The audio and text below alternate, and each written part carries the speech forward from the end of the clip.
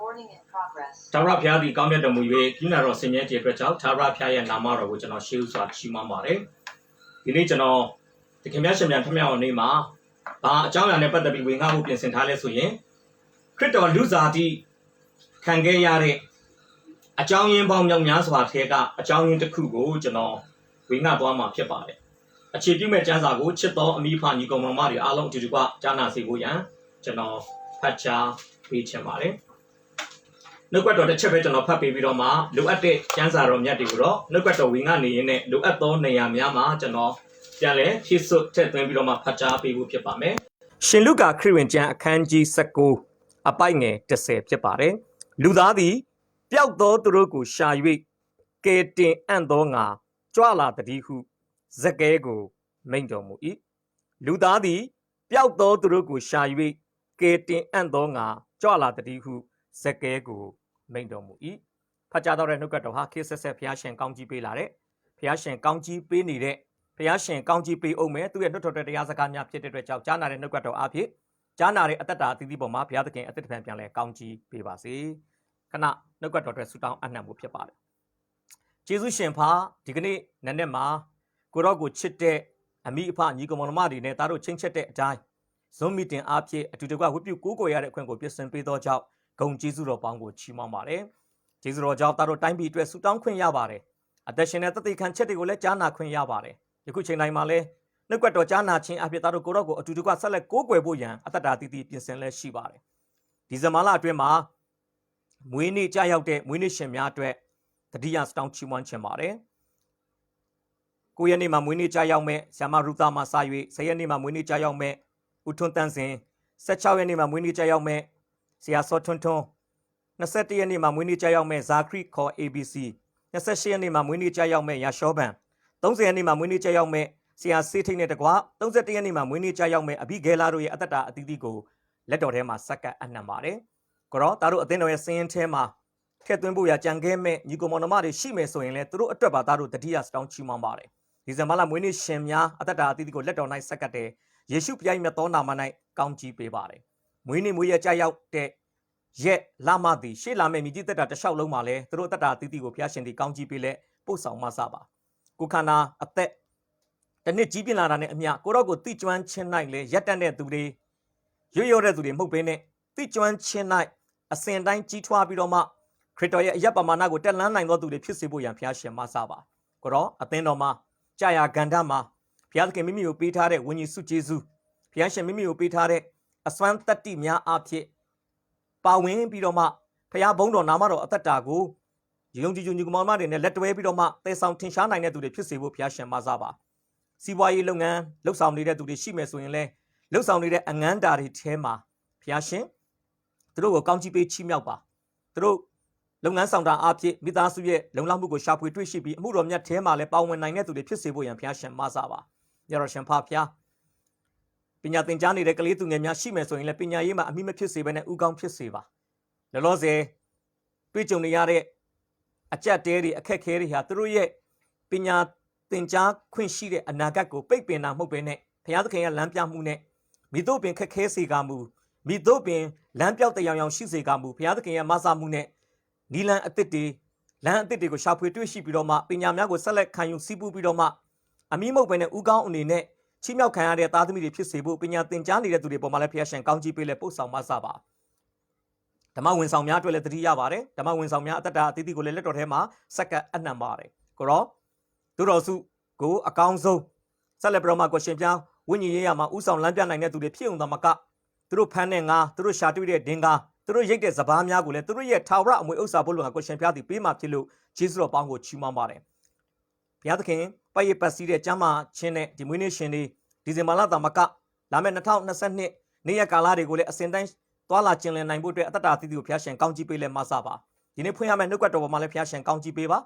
နှုတ်ကပတ်တော်အားဖြင့်ဘုရားရှင်အတ္တတာသီးသီးကိုစကားပြောပါတိဆောက်ဆန်တဲ့ကောင်းကြီးမင်္ဂလာဖြစ်စေပါလက်တော်မှာဆက်ကပ်တဲ့အခါမှာယေရှုဘုရားမြတ်သောနာမနဲ့ချီးမွမ်းတဲ့ချိန်တိုင်းကိုလက်တော်၌ဆက်ကပ်အနံ့ပါတယ်အဖထာဝရမြတ်စွာသောဘုရားရှင်အာမင်ဘုရားသခင်ရဲ့ကျေးဇူးတော်ကိုကျွန်တော်အထူးပဲချီးမွမ်းပါတယ်ဒီနေ့ကျွန်တော်နှုတ်ကပတ်တော်ကိုဘယ်လိုကောင်းစဉ်လေးကျွန်တော်တတ်ထားလဲဆိုရင်ပျောက်ခြင်းနဲ့ တွေ့ချင်းဆိုပြီးတော့မှကျွန်တော်နှုတ်ကပတ်တော်ရဲ့ခေါင်းစဉ်ကို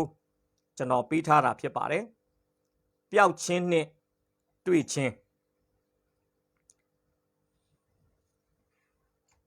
ခရစ်တော်လူစားတိခံတဲ့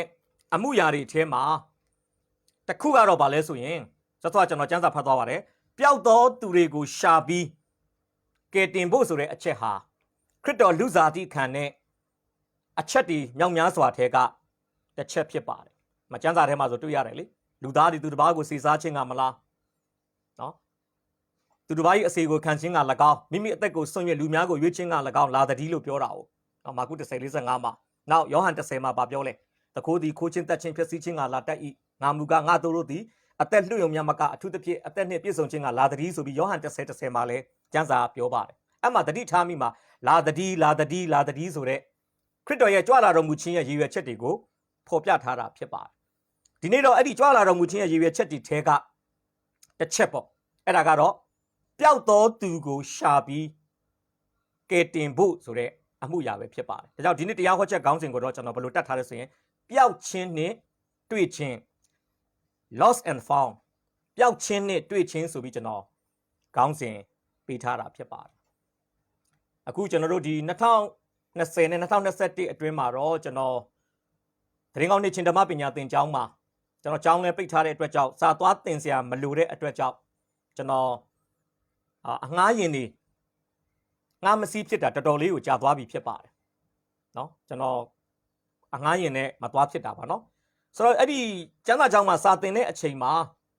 ကျွန်တော်လိုအပ်လာရင်ကျွန်တော်တက်စီစီးတဲ့အချိန်နာရီတွေရှိပါတယ်အဲ့လိုစီးတဲ့အခါမှာကားပေါ်မှာကားဆရာတွေကဘာဟာလေးဖွင့်တက်လဲဆိုရင်တို့ FN ကနေလာတဲ့အစီအစဉ်လို့ကျွန်တော်ထင်တာပဲဒီ lost and found ဆိုတဲ့အစီအစဉ်ပေါ့เนาะပစ္စည်းတွေဘာတွေပျောက်တယ်ဆိုရင်passenger ခီးသည်တွေကဒီ lost and found ဌာနမှာဘာတို့အကြောင်းကြားဆိုရင်ဘယ်နေ့ဘယ်ရက်တုန်းကเนาะဘယ်နေရာကနေကားငှားစီးပါတယ်ဘယ်နေရာမှာဆင်းပါတယ်တက္ကစီကတော့ဘာအယောင်မှာเนาะတို့နံပါတ်တော့မှတ်မိဘူးနဲ့တူပါတယ်ပြီးတော့အဲ့ကားပေါ်မှာထီးကြံခဲ့ပါတယ်ပတ်စံအိတ်ကြံခဲ့ပါတယ်နော် passport ထည့်ထားတဲ့မှတ်ပုံတင်ထည့်ထားတဲ့ plastic အိတ်အကြည်လေးကြံခဲ့ပါတယ်ဆိုပြီးတော့မှအဲ့ဒီ lost and found ဌာနကိုတို့ကအကြောင်းကြားတာဖြစ်ပါတယ်ပျောက်တဲ့သူကအကြောင်းကြားတယ်နောက်ကားပေါ်မှာပစ္စည်းကြံခဲ့တာကိုတွေ့တဲ့ driver တွေကလည်းဘာလို့အဲ့ဌာနကိုသွားပြီးအသိပေးတယ်ကျွန်တော်ကားပေါ်မှာဘယ်နေ့ဘယ်ရက်တုန်းကနော်အင်ကြီးပါအယောင်ဝစ်ထားတဲ့ဟာလာမောင်ဘဒူမဘဒူပေါ့ဗျာဒီအမျိုးသားခရီးသည်အမျိုးသမီးခရီးသည်ဟာတက်လာပြီးဘယ်မှတ်တိုင်မှာဆင်းသွားပါတယ်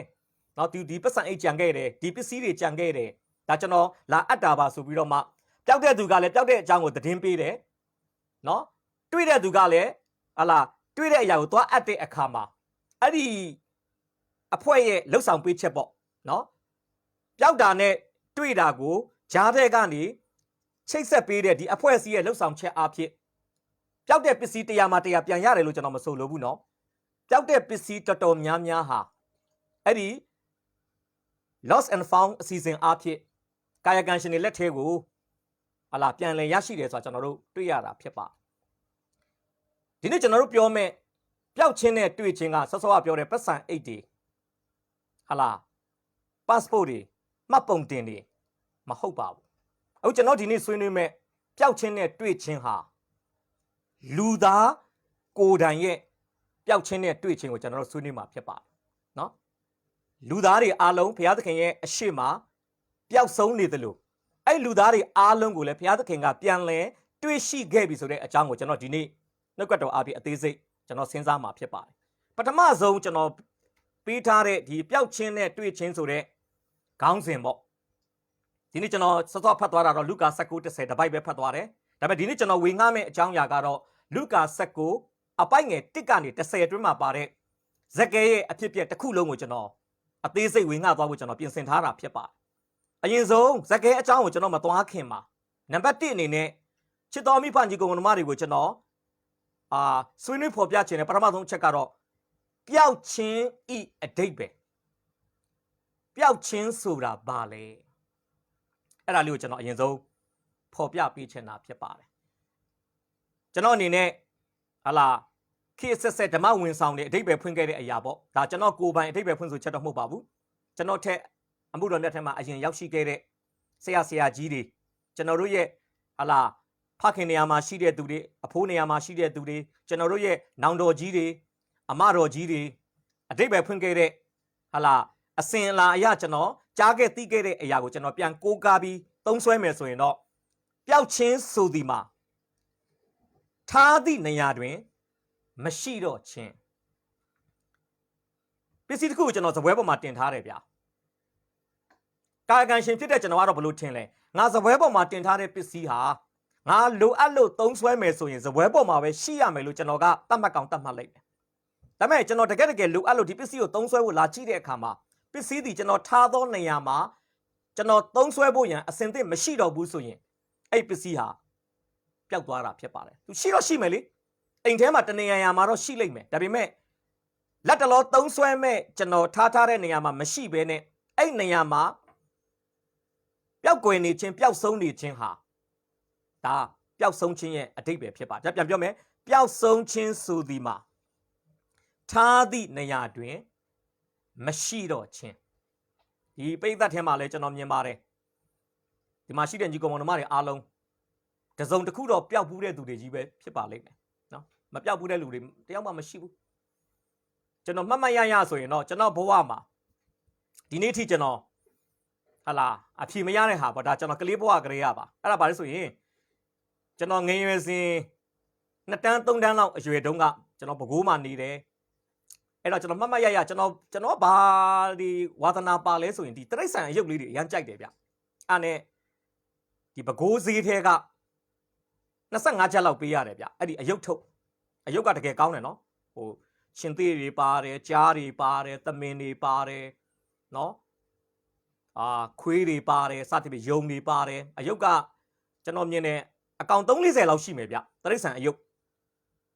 အဲ့ထဲမှာကျွန်တော်အကြိုက်ဆုံးကသမင်ကတတော့လှတယ်အဲ့နဲ့အတူချုပ်ပြောမယ်ဆိုအဲ့အယုတ်ဝယ်ပြီးတော့မှကျွန်တော်တို့အိမ်မှာတငယ်ချင်းတွေနဲ့ပေါ့ဗျာဟိုဘက်တစ်ဖွဲ့ဒီဘက်တစ်ဖွဲ့အယုတ်တွေပြစ်ကြတယ်ကျွန်တော်အိမ်ထဲမှာပဲပြစ်တာပဲဗျဖြစ်ကျွန်တော်အကြိုက်ဆုံးကျွန်တော်အလှဆုံးလို့သတ်မှတ်တဲ့သမင်ယုတ်လေးကပျောက်သွားတယ်ဒီနေ့အထိပဲเนาะဘလို့ရှာမတွေ့ဘူးဗျာဟိုအတူတူဆော့တဲ့တငယ်ချင်းတွေယူသွားတယ်လို့လဲသူများကိုလဲဆွဆွဲလို့မကောင်းဒါပေမဲ့အိမ်လေးထဲမှာဗျာเนาะကျွန်တော်အယုတ်ပြစ်တဲ့နေရာဘလောက်မှမကျဲပါဘူးနေရာချင်းလေးပဲအဲ့နေရာလေးမှာဒီအယုတ်တယုတ်ကပျောက်သွားတယ်ဆိုတော့ကျွန်တော်တော်တော်လေးခံစားရပါတယ်နောက်ပိုင်းကျွန်တော်အယုတ်ဆိုင်ကြီးသွားပြီးတော့အဲ့လိုတရိတ်ဆန်နဲ့ပတ်သက်တဲ့အယုတ်တွေဝယ်တဲ့အခါမှာအဲ့လိုစင်တူယိုးမအယုတ်က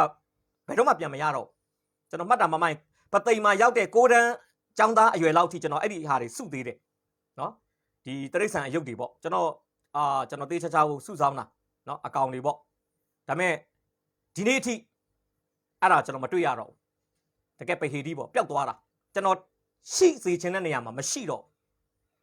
ဒီထဲမှာလည်းညီကောင်မောင်တို့အဲ့ထဲမှာလည်းအဲ့လိုခံစားဖို့တဲ့လူတွေရှိလိမ့်မယ်နော်ပျောက်သွားတာ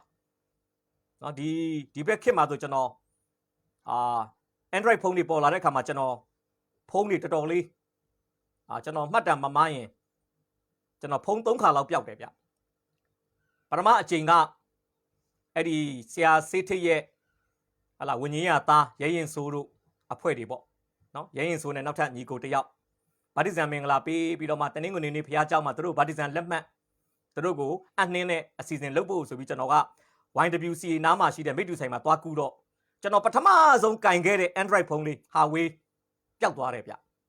ပြန်ဆက်လိုက်တော့အဲ့ဒီဖုန်းနံပါတ်ကိုကင်တာဟိုလိုင်းတာယာဖြစ်နေတယ်လိုင်းတာယာအမိုက်ပုံမှာတွေ့လို့ပါကျွန်တော်ထင်တယ်လိုင်းတာအမိုက်ပုံမှာတွေ့တာတော့မဖြစ်နိုင်ဘူးမိတူဆိုင်ကနေတို့ဘယ်လိုယူသွားလဲတော့မပြောတတ်ဘူးအဲ့ဒါတစ်ခေါက်နောက်တစ်ခေါက်ကျတော့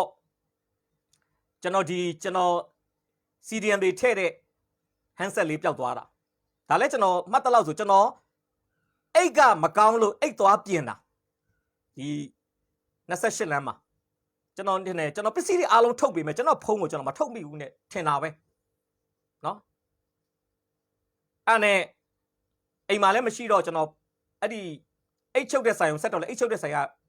ဟိုသူတို့အိတ်ထဲမှာဖုန်းမပါဘူးကျွန်တော်တန်တရားပေါ့ကျွန်တော်တန်တရားတော့အိတ်ထဲမှာဘာလို့အိမ်မှာလည်းမရှိဘူးကျွန်တော်အမြဲတမ်းထည့်နေတာအိတ်ထဲမှာပဲဆိုတော့အိတ်မှာပါသွားတယ်လို့ကျွန်တော်တော့ထင်တာပဲအဲ့ဒါလဲ handset တစ်လုံးပျောက်သွားတယ်နောက်တစ်လုံးကတော့နောက်ဆုံးပျောက်တာ2018အဲ့ဒါတော့ရှောင်းမိန်တစ်စိတ်ပေါ့အဲ့ဒါကြောင့်ကျွန်တော် တကုံတစ်ရှေ့ရရှိတဲ့အတုပ်ဆိုင်မှာကျွန်တော်ဘာလုပ်လဲဆိုရင်အတုပ်ဝယ်တယ်အတုပ်ဝယ်တဲ့အချိန်မှာအတုပ်တုတ်တာကိုကျွန်တော်ပါဆယ်ဝယ်တာကိုထိုင်ဆောက်ရင်းနဲ့ကျွန်တော်ဖုံးကင်နေသေးတယ်အဲ့ဖုံးကကျွန်တော်ဘာလို့အရန်ကြိုက်လဲဆိုရင်အဲ့ထဲမှာကျွန်တော်တရားဟောချက်တွေကမနေမနှောပဲတရားဟောချက်ထောင်နဲ့ချီတယ်နော်ကျွန်တော်ကဖုံးကိုစာကြည့်တိုက်တစ်ခုလိုပဲနော်တေချာချာဖိုဒါတွေစောက်ထားတာနော်တရားဟောချက်နာမည်တွေဒါဝိပျူကိုကွယ်ချင်းဒါမိတ်တာရစသည်ဖြင့်ပေါ့နော်ကျွန်တော်ဖုံးထဲမှာဖိုဒါတွေမှာတရားဟောချက်တွေအစီကြီးကျွန်တော်တေချာလောက်ထားတာဖုံးတစ်လုံးကယုံတယုံကဲသို့အဲ့ဒါလဲကျွန်တော်အိမ်ပြန်လာတယ်အဲ့ကြားမှာကျွန်တော်တတိလစ်သွားတယ်ဗျတတိလစ်တယ်ဆိုတာကျွန်တော်မှတ်ညာဘလို့ဖြစ်သွားလဲမသိဘူးအိမ်ရောက်တဲ့အခါမှာကျွန်တော်မှာဖုံးမပါလာတာကျွန်တော်သိတယ်အဲ့အတုပ်ဆိုင်ကိုပြန်သွားတယ်အတုပ်ဆိုင်ကလည်းမကြံခဲ့ဘူးပြောတယ်အဲ့ဒါလဲပျောက်သွားတယ်ပျောက်တိုင်းမှာပစ္စည်းပျောက်သွားတဲ့သူကအနည်းနဲ့အများတော့ခံစားရတယ်တော့ခံစားရတယ်ဘာလို့ဖုံးအဟောင်းတစ်လုံးကိုကျွန်တော်ဖုံးအစ်စ်တစ်လုံးနဲ့မလဲနိုင်ဘူးဗျဘာလို့အထဲမှာပါသွားတဲ့အချက်လက်တွေကနဲမှမနေတာနော်အခုဆိုတချို့ဆိုကျွန်တော်ပြန်မရတော့ဘူးဗျဘယ်တော့မှပြန်မရတဲ့ဟာတွေရှိတယ်ဆိုတော့ဒီကနေ့ကျွန်တော်ပြောချင်တာကပျောက်ချင်းဆိုတာထားတဲ့နေရာမှာမရှိချင်းနော်ထားတဲ့နေရာမှာမရှိချင်းဟာပျောက်ဆုံးချင်းဖြစ်တယ်ဒါဒီကချစ်တော်ညီကောင်မောင်နှမတွေလည်းတနည်းမဟုတ်တနည်းတစ်ချိန်မဟုတ်တစ်ချိန်မှာတစုံတစ်ခုသောအရာမိတ်ဆွေပျောက်ပြီးတော့မှဆုံးရှုံးတဲ့ပျောက်ဆုံးသွားတဲ့အရာတာပျောက်ချင်းကြောင့်ခံစားရတဲ့ဆုံးရှုံးမှုကိုမိတ်ဆွေအနည်းနဲ့အများကြုံတွေ့ခံစားခဲ့ဘူးမယ်လို့ကျွန်တော်မြင်ပါတယ်နော်ကဲနောက်တစ်ခုကပျောက်တာနဲ့ပတ်သက်ပြီးတော့ကျမ်းစာကိုကျွန်တော်ကြည့်တဲ့အခါမှာလုကာ15 24နဲ့32ကျမ်းစာတစ်ချက်ပဲဖတ်လိုက်မယ်လုကာ15 24မှာပျောက်သောသားအိမ်ကိုပြန်လာတဲ့အချိန်မှာသူ့ဖခင်ပြောတဲ့စကားဖြစ်ပါတယ်အဲ့ဒါလေးကိုကျွန်တော်ဖတ်ပြမယ်ငါသားသည်အထက်ကတည်၏ယခုရှင်ပြန်၏အထက်ကပျောက်၏ယခုတွေ့ပြန်၏ဟုအစေပါတို့ကိုဆိုပြီးမှအဲ့မှာဗာတွေ့လဲအထက်ကပျောက်၏ယခုတွေ့ပြန်၏အားလုံးသိပါတယ်ပျောက်သောသားသည်အဖေတော်မသေးသေးဘဲနဲ့အဖေရဲ့အမွေတွေကိုနော်တောင်းပြီးတော့မှဝေသောအရက်ကိုထွက်ခွာသွားတယ်ကာမဂုဏ်စည်းစိမ်မှာပျော်တယ်မွဲတေပြီးချွတ်ချုံကြပြီးမှအိမ်ကိုပြန်ရောက်လာတယ်ဆိုတော့ဒီမှာကျွန်တော်ပြောချင်တာပါလေပျောက်သောသားသည်သူ့ဖခင်ရဲ့နှလုံးသားထဲမှာဘယ်အချိန်မှာပျောက်သွားလဲဖခင်သူ့ပေါ်မှာဖြစ်စေခြင်းတဲ့အတိုင်းအသက်မရှင်ဘဲနဲ့ဖခင်ရဲ့အလိုတော်ကိုစန့်ကျင်ပြီးအသက်ရှင်လိုက်တဲ့အခါမှာသားငယ်သည်ဖခင်ရဲ့နှလုံးသားထဲမှာပျောက်ဆုံးသွားတာဖြစ်ပါတယ်သားငယ်ကတဏှာရာမှာတော့ရှိတယ်ဗျဝေသောအရာမှာကာမဂုဏ်ခံစားပြီးသုံးဖြုံးနေတာဒါပေမဲ့အဖေရှိစေခြင်းတဲ့အိမ်မှာအဖေရဲ့အလိုတော်အတိုင်းအဖေရဲ့အလိုဆန္ဒအတိုင်းအဖေသူ့ပေါ်မှာဖြစ်စေခြင်းတဲ့အတိုင်းသားငယ်မရှိတော့ခြင်းသည်သားငယ်သည်ဖခင်ရဲ့နှလုံးသားထဲမှာပျောက်ဆုံးသွားတာဖြစ်ပါတယ်ဒီအစီအစဉ်မှာလဲကျွန်တော်တို့တချို့မိဘတွေအတွက်ဆိုရင်သားသမီးတွေကအိမ်ထဲမှာနေပေမဲ့ပျောက်တဲ့သားသမီးလည်းရှိနိုင်တယ်ဘယ်လိုမျိုးလဲမိဘအလိုကြအသက်မရှင်တာမိဘကအဖြူဖြစ်စေခြင်းတဲ့သားသမီးကအမဲကိုရွေးချယ်တယ်မိဘကအရှိသွားစေခြင်းတဲ့သားသမီးကအနောက်ကိုသွားတယ်အဲ့တော့သေချာတယ်အဲ့ဆိုအဲ့သားသမီးကအိမ်ထဲမှာတော့နေတယ်မိခင်ဖခင်ချက်ကျွေးတဲ့ထမင်းဟင်းတော့စားပြီမဲ့အိမ်ထဲမှာနေရင်းနဲ့ကိုယ့်မျက်စိနဲ့မြင်နေရပြီမဲ့မိဘရဲ့နှလုံးသားထဲမှာအဲ့သားသမီးကဘာဖြစ်လဲပျောက်ဆုံးနေတာဖြစ်ပါတယ်ဆိုတော့ကျွန်တော်ဒီနေ့ပြောချင်တာပျောက်ခြင်းဆိုတာထားသည့်နေရာမှာမရှိခြင်းကျမ်းစာထဲမှာကျွန်တော်ကြည့်မယ်ဆိုရင်ပထမဆုံးဟလာတမန်ကျမ်းစာရဲ့သမိုင်းထဲမှာပထမဆုံးပျောက်သွားတဲ့သူလူသားထဲမှာတော့လူယောက်ျားလူမိန်းမဖြစ်တဲ့အာဒံအေဝါပဲဖြစ်ပါတယ်နော်အာဒံအေဝါသည်ဘုရားသခင်ရှိစေခြင်းနဲ့နာခံခြင်းရှိတဲ့လူသားအခြေအနေမှာမရှိတော့ဘဲနဲ့ဘုရားစကားကိုနားမထောင်ဘဲနဲ့ကောင်းမကောင်းသိကြွအပင်ရဲ့အသီးကိုစားလိုက်တဲ့အချိန်ကနေစပြီးတော့လူယောက်ျားလူမိန်းမနောက်ပိုင်းမှာအာဒံအေဝါရဲ့လို့ဖြစ်လာတဲ့လူလင်မယားဟာဖယားရဲ့နှလုံးတော်ထဲမှာသူတို့စတင်ပျောက်ဆုံးသွားတာဖြစ်ပါတယ်ဘုရားသခင်သူတို့ဖန်ဆင်းတော့ကတော့အလင်းနယ်ထဲမှာရှိတယ်အလင်းနယ်ထဲမှာရှိတော့သူတို့ကမပျောက်ဘူးဘုရားသခင်မျက်စိအရှိမှာရှိနေတဲ့သူတွေဒါပေမဲ့သူတို့ဘုရားစကားနားမထောင်ဘဲနဲ့ဟာလာကောင်းမကောင်းသိကြွအပင်ရဲ့အသီးကိုစားလိုက်တဲ့အခါမှာအမောင်နယ်ထဲရောက်သွားတယ်နော်အလင်းကနေအမောင်ထဲရောက်သွားခြင်းအပြစ်ကင်းသောအခြေအနေကနေအပြစ်နဲ့ပြည့်တဲ့အခြေအနေကိုရောက်သွားခြင်းဖယားဥဆောင်မှုနောက်ကိုလိုက်နေတဲ့အဖြစ်ကနေမိမိဥဆောင်တဲ့အခြေအနေကိုရောက်ရှိသွားခြင်းဟာလူယောက်ျားလူမိန်းမတနည်းအားဖြင့်ပြောမယ်ဆိုရင်ဖယားသခင်အရှိမပျောက်ဆုံးသွားတာပဲဖြစ်ပါတယ်ဒါကျွန်တော်ပြန်ပြောမယ်ပျောက်တယ်ဆိုတာဖယားထားတဲ့နေရာမှာမရှိတာအာဒံအေဝ ကောင်းမကောင်းတိကျအပင်အသီးကိုစားလိုက်တဲ့အချိန်ကလေးကဖျားထားတဲ့နေရာမှာမရှိတော့တဲ့အတွက်ကြောင့်နော်အာရန်အေဝသည်ဖျားသခင်ရဲ့နှလုံးသားသတ်မှတ်ချက်ထဲမှာပျောက်ဆုံးသွားတဲ့ပျောက်ဆုံးသူတွေဖြစ်ပါတယ်ကဲနံပါတ်1ပျောက်ချိန်နဲ့ပျောက်သောနေရာစောစောလည်းကျွန်တော်ပြောပြီးပြီဆိုတော့အများကြီးတော့မပြောတော့ပါဘူးအာရန်အေဝဘယ်အချိန်မှာပျောက်လဲကောင်းမကောင်းတိကျအပင်အသီးကိုစားလိုက်တဲ့အချိန်မှာပျောက်သွားတာဖြစ်ပါတယ်ကပ္ပဦးကျမ်းခန်းကြီး3ပိုက်ငယ်9အရာကောင်းမကောင်းတိကျအပင်အသီးကိုစားပြီးတဲ့အခါမှာမျက်စိပွင့်လင်းတယ်ကောင်းမကောင်းသိတယ်လို့ကျမ်းစာပြောတာအဲ့အချိန်မှာသူတို့စပြီးပျောက်ဆုံးတာဖြစ်ပါတယ်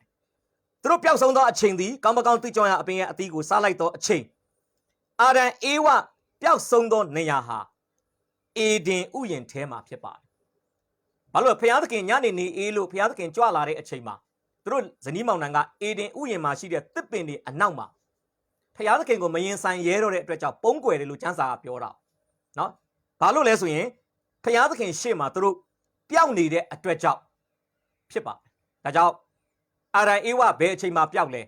ကောင်းမကောင်းတိကျအပင်ရဲ့အသီးကိုစားတဲ့အချိန်မှာပျောက်တယ်ဘယ်နေရာမှာပျောက်လဲအေဒင်ဥယျာဉ်ထဲမှာပျောက်တာဖြစ်ပါတယ်ဒါကတော့ပထမဆုံးလူသားလင်မယားဖြစ်တဲ့အာရန်အေဝကိုကျွန်တော်ဆိုလိုတာဖြစ်ပါတယ်ဒါဆိုဒီကနေချိတ်ဆက်ပြီးတော့ကျွန်တော်တို့ကမိတ်ဆွေနဲ့ကျွန်တော်တို့ကဖျားသခင်နှလုံးသားထဲမှာဘယ်အချိန်မှာပျောက်လဲကျွန်တော်အဲ့ဒါလေးကိုကျွန်တော်အဖြေပေးချင်ပါတယ်50ခုမြောက်သောဆန္ဒပိုက်ငယ်9ပါပြောလဲကျွန်ုပ်ဒီမွေးစားကပင်အပြစ်ပါလဲရှိပါ၏အမိဝမ်းထဲမှာဗရိတ်တရီယူစင်ပင်အပြစ်ဆွဲပါ၏လို့ပြောတဲ့အတွက်ကြောင့်မိတ်ဆွေပဲဖြစ်ဖြစ်ကျွန်တော်ပဲဖြစ်ဖြစ်မိခင်ရဲ့ဝမ်းကြာတိုက်ထဲမှာအပြစ်သားအနေနဲ့ရောက်ရှိနေရာယူတာဖြစ်တဲ့အတွက်ကြောင့်နော်မိခင်ဝမ်းထဲမှာဗရိတ်တရီဆွဲတဲ့အချိန်ကနေစပြီးတမန်ကျမ်းစာရဲ့ဖော်ပြချက်အရာကျွန်တော်တို့ဟာစတင်ပျောက်ဆုံးတယ်ဆိုတာကျွန်တော်ဒီနေ့ဖော်ပြပေးချင်တာဖြစ်ပါတယ်နော်1ကော15 20မှာလည်းပြောပါတယ်လူအပေါင်းတို့သည်အာဒံအားဖြင့်သေခြင်းသို့ရောက်သည်နိတူတနည်းအားဖြင့်ပြောမယ်လူအပေါင်းတို့သည်အာဒံ၌ရှိခြင်းအားဖြင့်သေခြင်းသို့ရောက်သည်နိတူလို့ပြောတဲ့အတွက်ကြောင့်အာဒံ၌ရှိခြင်းမိခင်ဝမ်း၌ရှိခြင်းကနေစပြီးတော့မှကျွန်တော်ဘာဖြစ်လဲဆိုရင်ဘုရားသခင်ရှေ့မှာကျွန်တော်တို့ပျောက်သွားတာပဲဖြစ်ပါတယ်ဘလို့ပျောက်လဲပျောက်မှန်းမသိဘဲကိုကျွန်တော်တို့ကပျောက်နေတာဖြစ်ပါတယ်ဘလို့ပျောက်လဲပျောက်ခြင်းမလားကိုကျွန်တော်တို့ကပျောက်နေတာဖြစ်ပါတယ်ဘလို့ပျောက်လဲပျောက်ပြီးရင်ပျောက်တဲ့ပုံစံမျိုးနဲ့ကိုမိတ်ဆွေနဲ့ကျွန်တော်တို့ကဖျားရဲ့အရှိမပျောက်ဆုံးနေတာဖြစ်ပါတယ်ဆိုတော့ပြန်ပြောမယ်ဆိုရင်အာရန်အေဝပျောက်တဲ့အချိန်နဲ့ကျွန်တော်ပျောက်တဲ့အချိန်ကတော့မတူဘူးသူတို့ကတော့အေဒင်မှာပျောက်တယ်ကျွန်တော်တို့ကြတော့မိခင်ဝမ်းထဲမှာဗရိတ်တွေဆွဲယူတဲ့အချိန်ကနေစပြီးဖျားသခင်ရဲ့တတ်မှတ်ချက်ထဲမှာကျွန်တော်တို့ကပျောက်ဆုံးသူများဖြစ်ပါတယ်မိခင်ဖခင်ကတော့ဟာလာသားသမီးယတနာရပြီဆိုပြီးတော့မှဟာငါဘိုက်ထဲမှာတာလေးလားမိလေးလားကလေးတစ်ယောက်တော့ရှိပြီဆိုပြီးတော့မှမိခင်တွေဖခင်တွေရဲ့နှလုံးသားမှာအပျော်စတင်ခံစားတဲ့အချိန်မှာပင်လေဖျားသခင်အမြင်မှာတော့မင်းရဲ့ဘိုက်ထဲမှာပျောက်ဆုံးသူလေးတစ်ယောက်ရောက်နေတယ်ဆိုပြီးတော့မှဘုရားသခင်ကသတ်မှတ်တာဖြစ်ပါတယ်။ဒါကျွန်တော်တို့ရဲ့စတင်ပျောက်ဆုံးချိန်ဟာမိခင်ရဲ့ဝမ်းကြာတိုက်ထဲမှာဗရိတ်တေသားလောင်းပွားနဲ့နေရာယူတဲ့အချိန်မှာပင်လေကျွန်တော်တို့ကဘုရားသခင်ရှေ့မှာပျောက်တယ်ဆိုတာကျွန်တော်ဒီနေ့ဖော်ပြပေးခြင်းပါပဲ။အားလုံးဒီအာဒံ၌ပျောက်နေတဲ့ပျောက်ဆုံးသူတွေဖြစ်ပါတယ်။အားလုံးကိုပျောက်ဆုံးစေတဲ့အဓိကအကြောင်းရင်းကတော့ဗီဇအပြစ်မွေးရပါအပြစ်ကြောင့်ဖြစ်ပါတယ်။နော်။အာဒံဘုရားသခင်ရှေ့မှာပျောက်ပြီးမှအေဝဘုရားသခင်ရှေ့မှာပျောက်ပြီးမှမိတ်ဆွေနဲ့ကျွန်တော်ကိုမွေးလာတဲ့အတွက်ကြောင့်ကျွန်တော်တို့ဒီလဲသူတို့ကဆင်းသက်လာသောသူများဖြစ်သည့်အားတော်စွာကျွန်တော်တို့ဒီလဲပျောက်ဆုံးသောသူများဖြစ်တယ်ဆိုတာကျွန်တော်ဒီနေ့ဖော်ပြပေးချင်ပါတယ်အဓိကပျောက်တဲ့အရင်းမြစ်ပျောက်ခြင်းကတော့အာဒံအားဖြင့်အာဒံကြောင့်အာဒံ၌ရှိခြင်းအားဖြင့်ပျောက်ခြင်းပဲဖြစ်ပါတယ်နော်ဟုတ်ပြီအဲ့ဒါပြီးလို့ရှိရင်ကျွန်တော်တို့ကနေ့စဉ်အသက်တာမှာထပ်ပျောက်တာရှိတယ်ဗျကျွန်တော်ဆော့ဆော့ပြောတယ်လေပျောက်ပြီးရင်ပျောက်ခြင်းမလားပျောက်မှန်းမသိပျောက်ဗမာကျွန်တော်ပျောက်လေတချို့သောလူတွေကအာဒံ၌ပျောက်ယုံတာမကနော်လူတက်တန်း85နှစ်တို့85နှစ်တို့အသက်ရှင်တဲ့အခါမှာလူမျိုးရေးမှာဆက်ပျောက်တဲ့သူတွေရှိတယ်လူမျိုးရေးပဲလုပ်နေတာအားရှိကိုလူမျိုးရေးထဲမှာပဲပျောက်နေတ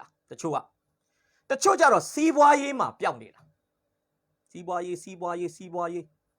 နေမှန်းမသိညမှန်းမသိနေမှန်းမသိနော်စီးပွားရေးအဲ့ဒီမှာစီးပွားရေးထဲမှာပျောက်ဆုံးနေတာတချို့ကြတော့ပညာရေးမှာပျောက်နေတာဘွဲတွေတစ်ခုပြီးတစ်ခုယူပညာတွေတစ်ခုပြီးတစ်ခုသင် certificate တွေတစ်ခုပြီးတစ်ခုယူ diploma တွေတစ်ခုပြီးတစ်ခုယူနော်ပညာတစ်ခုပြီးတစ်ခုဇက်တိုက်သင်တယ်အဲ့ဒါနဲ့ပဲမိမိကိုယ်မိမိ အာဒံ၌ပျောက်ဆုံးသူရှိမှန်းတောင်မသိတော့ဘဲနဲ့ကဲတင်ချင်းရောက်ဖို့ရန်လိုအပ်တယ်ဆိုတာလည်းမသိတော့ဘဲနဲ့ပျောက်ချင်းမလားပျောက်ပြီးရင်ပျောက်နေတဲ့အပြစ်သားတွေဖြစ်ပါတယ်တချို့ကြတော့မွေးဆေးဝါးမှာပျောက်တယ်အရရဲ့ကြေးကျွန်းနော်ဟာလာကျွန်တော်တို့ဒီနံပါတ်4မှာအစပေါ့နော်အခုခစ်ပေါ်နေတဲ့ယာမားတို့မှာအစနော်ဒီမွေးဆေးဝါးတွေထဲမှာတချို့ကပျောက်ဆုံးတယ်တချို့ကြတော့လောင်းကစားမှာပျောက်တယ်တချို့ကြတော့မတရားသောမိထုံမှာပျောက်တယ်တချို့ကြတော့အပေါ်မှာပေါ်ပြတဲ့ဟာတွေတခုမှမလုပ်ဘူးဗျဘာသာရေးလုံနေရင်းတော့ဘာသာရေးထဲမှာပျောက်တာဘုရားเจ้าမှန်မှန်တက်နေရင်းနဲ့ကျမ်းစာမှန်မှန်ဖတ်နေရင်းနဲ့ဧဝံဂေလိလည်းပုံမှန်ထွက်နေရင်းနဲ့ဆေဘုတ်တဘုတ်လည်းသစ္စာရှိရှိပေးနေရင်းနဲ့အာဒံ၌ပျောက်တာကိုမသိဘဲနဲ့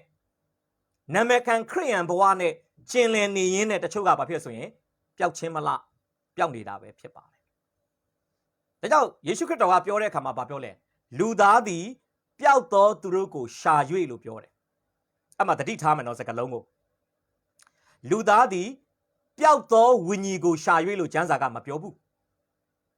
ကျွန်တော်ခရိယန်တွေတခါကစကားလုံးသုံးတာရှိပါတယ်ဘာပြောလဲ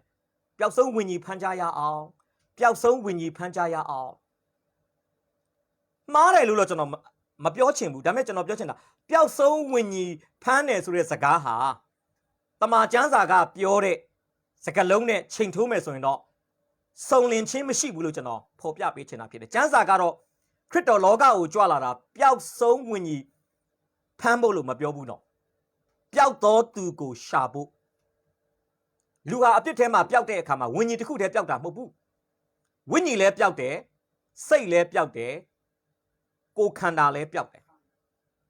ခန္ဓာစိတ်ဝိညာဉ်သုံးပါးနဲ့ဖွဲ့စည်းထားတဲ့လူသားဟာအပြစ်ထဲကိုကျဆင်းတဲ့အခါမှာခန္ဓာပိုင်းဆိုင်ရာစိတ်ပိုင်းဆိုင်ရာဝိညာဉ်ပိုင်းဆိုင်ရာဂန္ဓသုံးခုလုံးမှာပျောက်ဆုံးတယ်ဆိုတာကျွန်တော်ဒီနေ့ဖော်ပြပေးချင်တာဖြစ်ပါတယ်ပထမဆုံး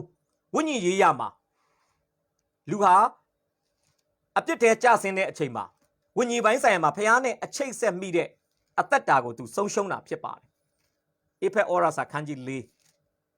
အပိုင်ငယ်18ကျွန်တော်ဖတ်ပြမယ်ကျမ်းစာကပြောလဲထိုသူတို့သည်တဲ့ကျွန်တော်တို့အပြစ်သားတွေကိုပြောတာဖြစ်ပါတယ်ဉာဏ်အလင်းကွယ်သည်ဖြစ်၍စိတ်နှလုံးမိုက်မဲသောအဖြစ်အလင်းမသိသောကြောင့်ဖျားသခင်ဤအသက်နှင့်ကွာရှင်းလက်ရှိကြ၏ဖျားသခင်ဤအသက်နှင့်ကွာရှင်းလက်ရှိကြ၏တကယ်တော့အာဒံကိုဖျားသခင်ဖန်ဆင်းတဲ့အခါမှာကပောက်ကျမ်းခန်းကြီး2ပိုင်ငယ်9အရာအာဒံနှာခေါင်းထဲမှာဇီဝအသက်ကိုမှုတ်သွင်းတဲ့အခါမှာ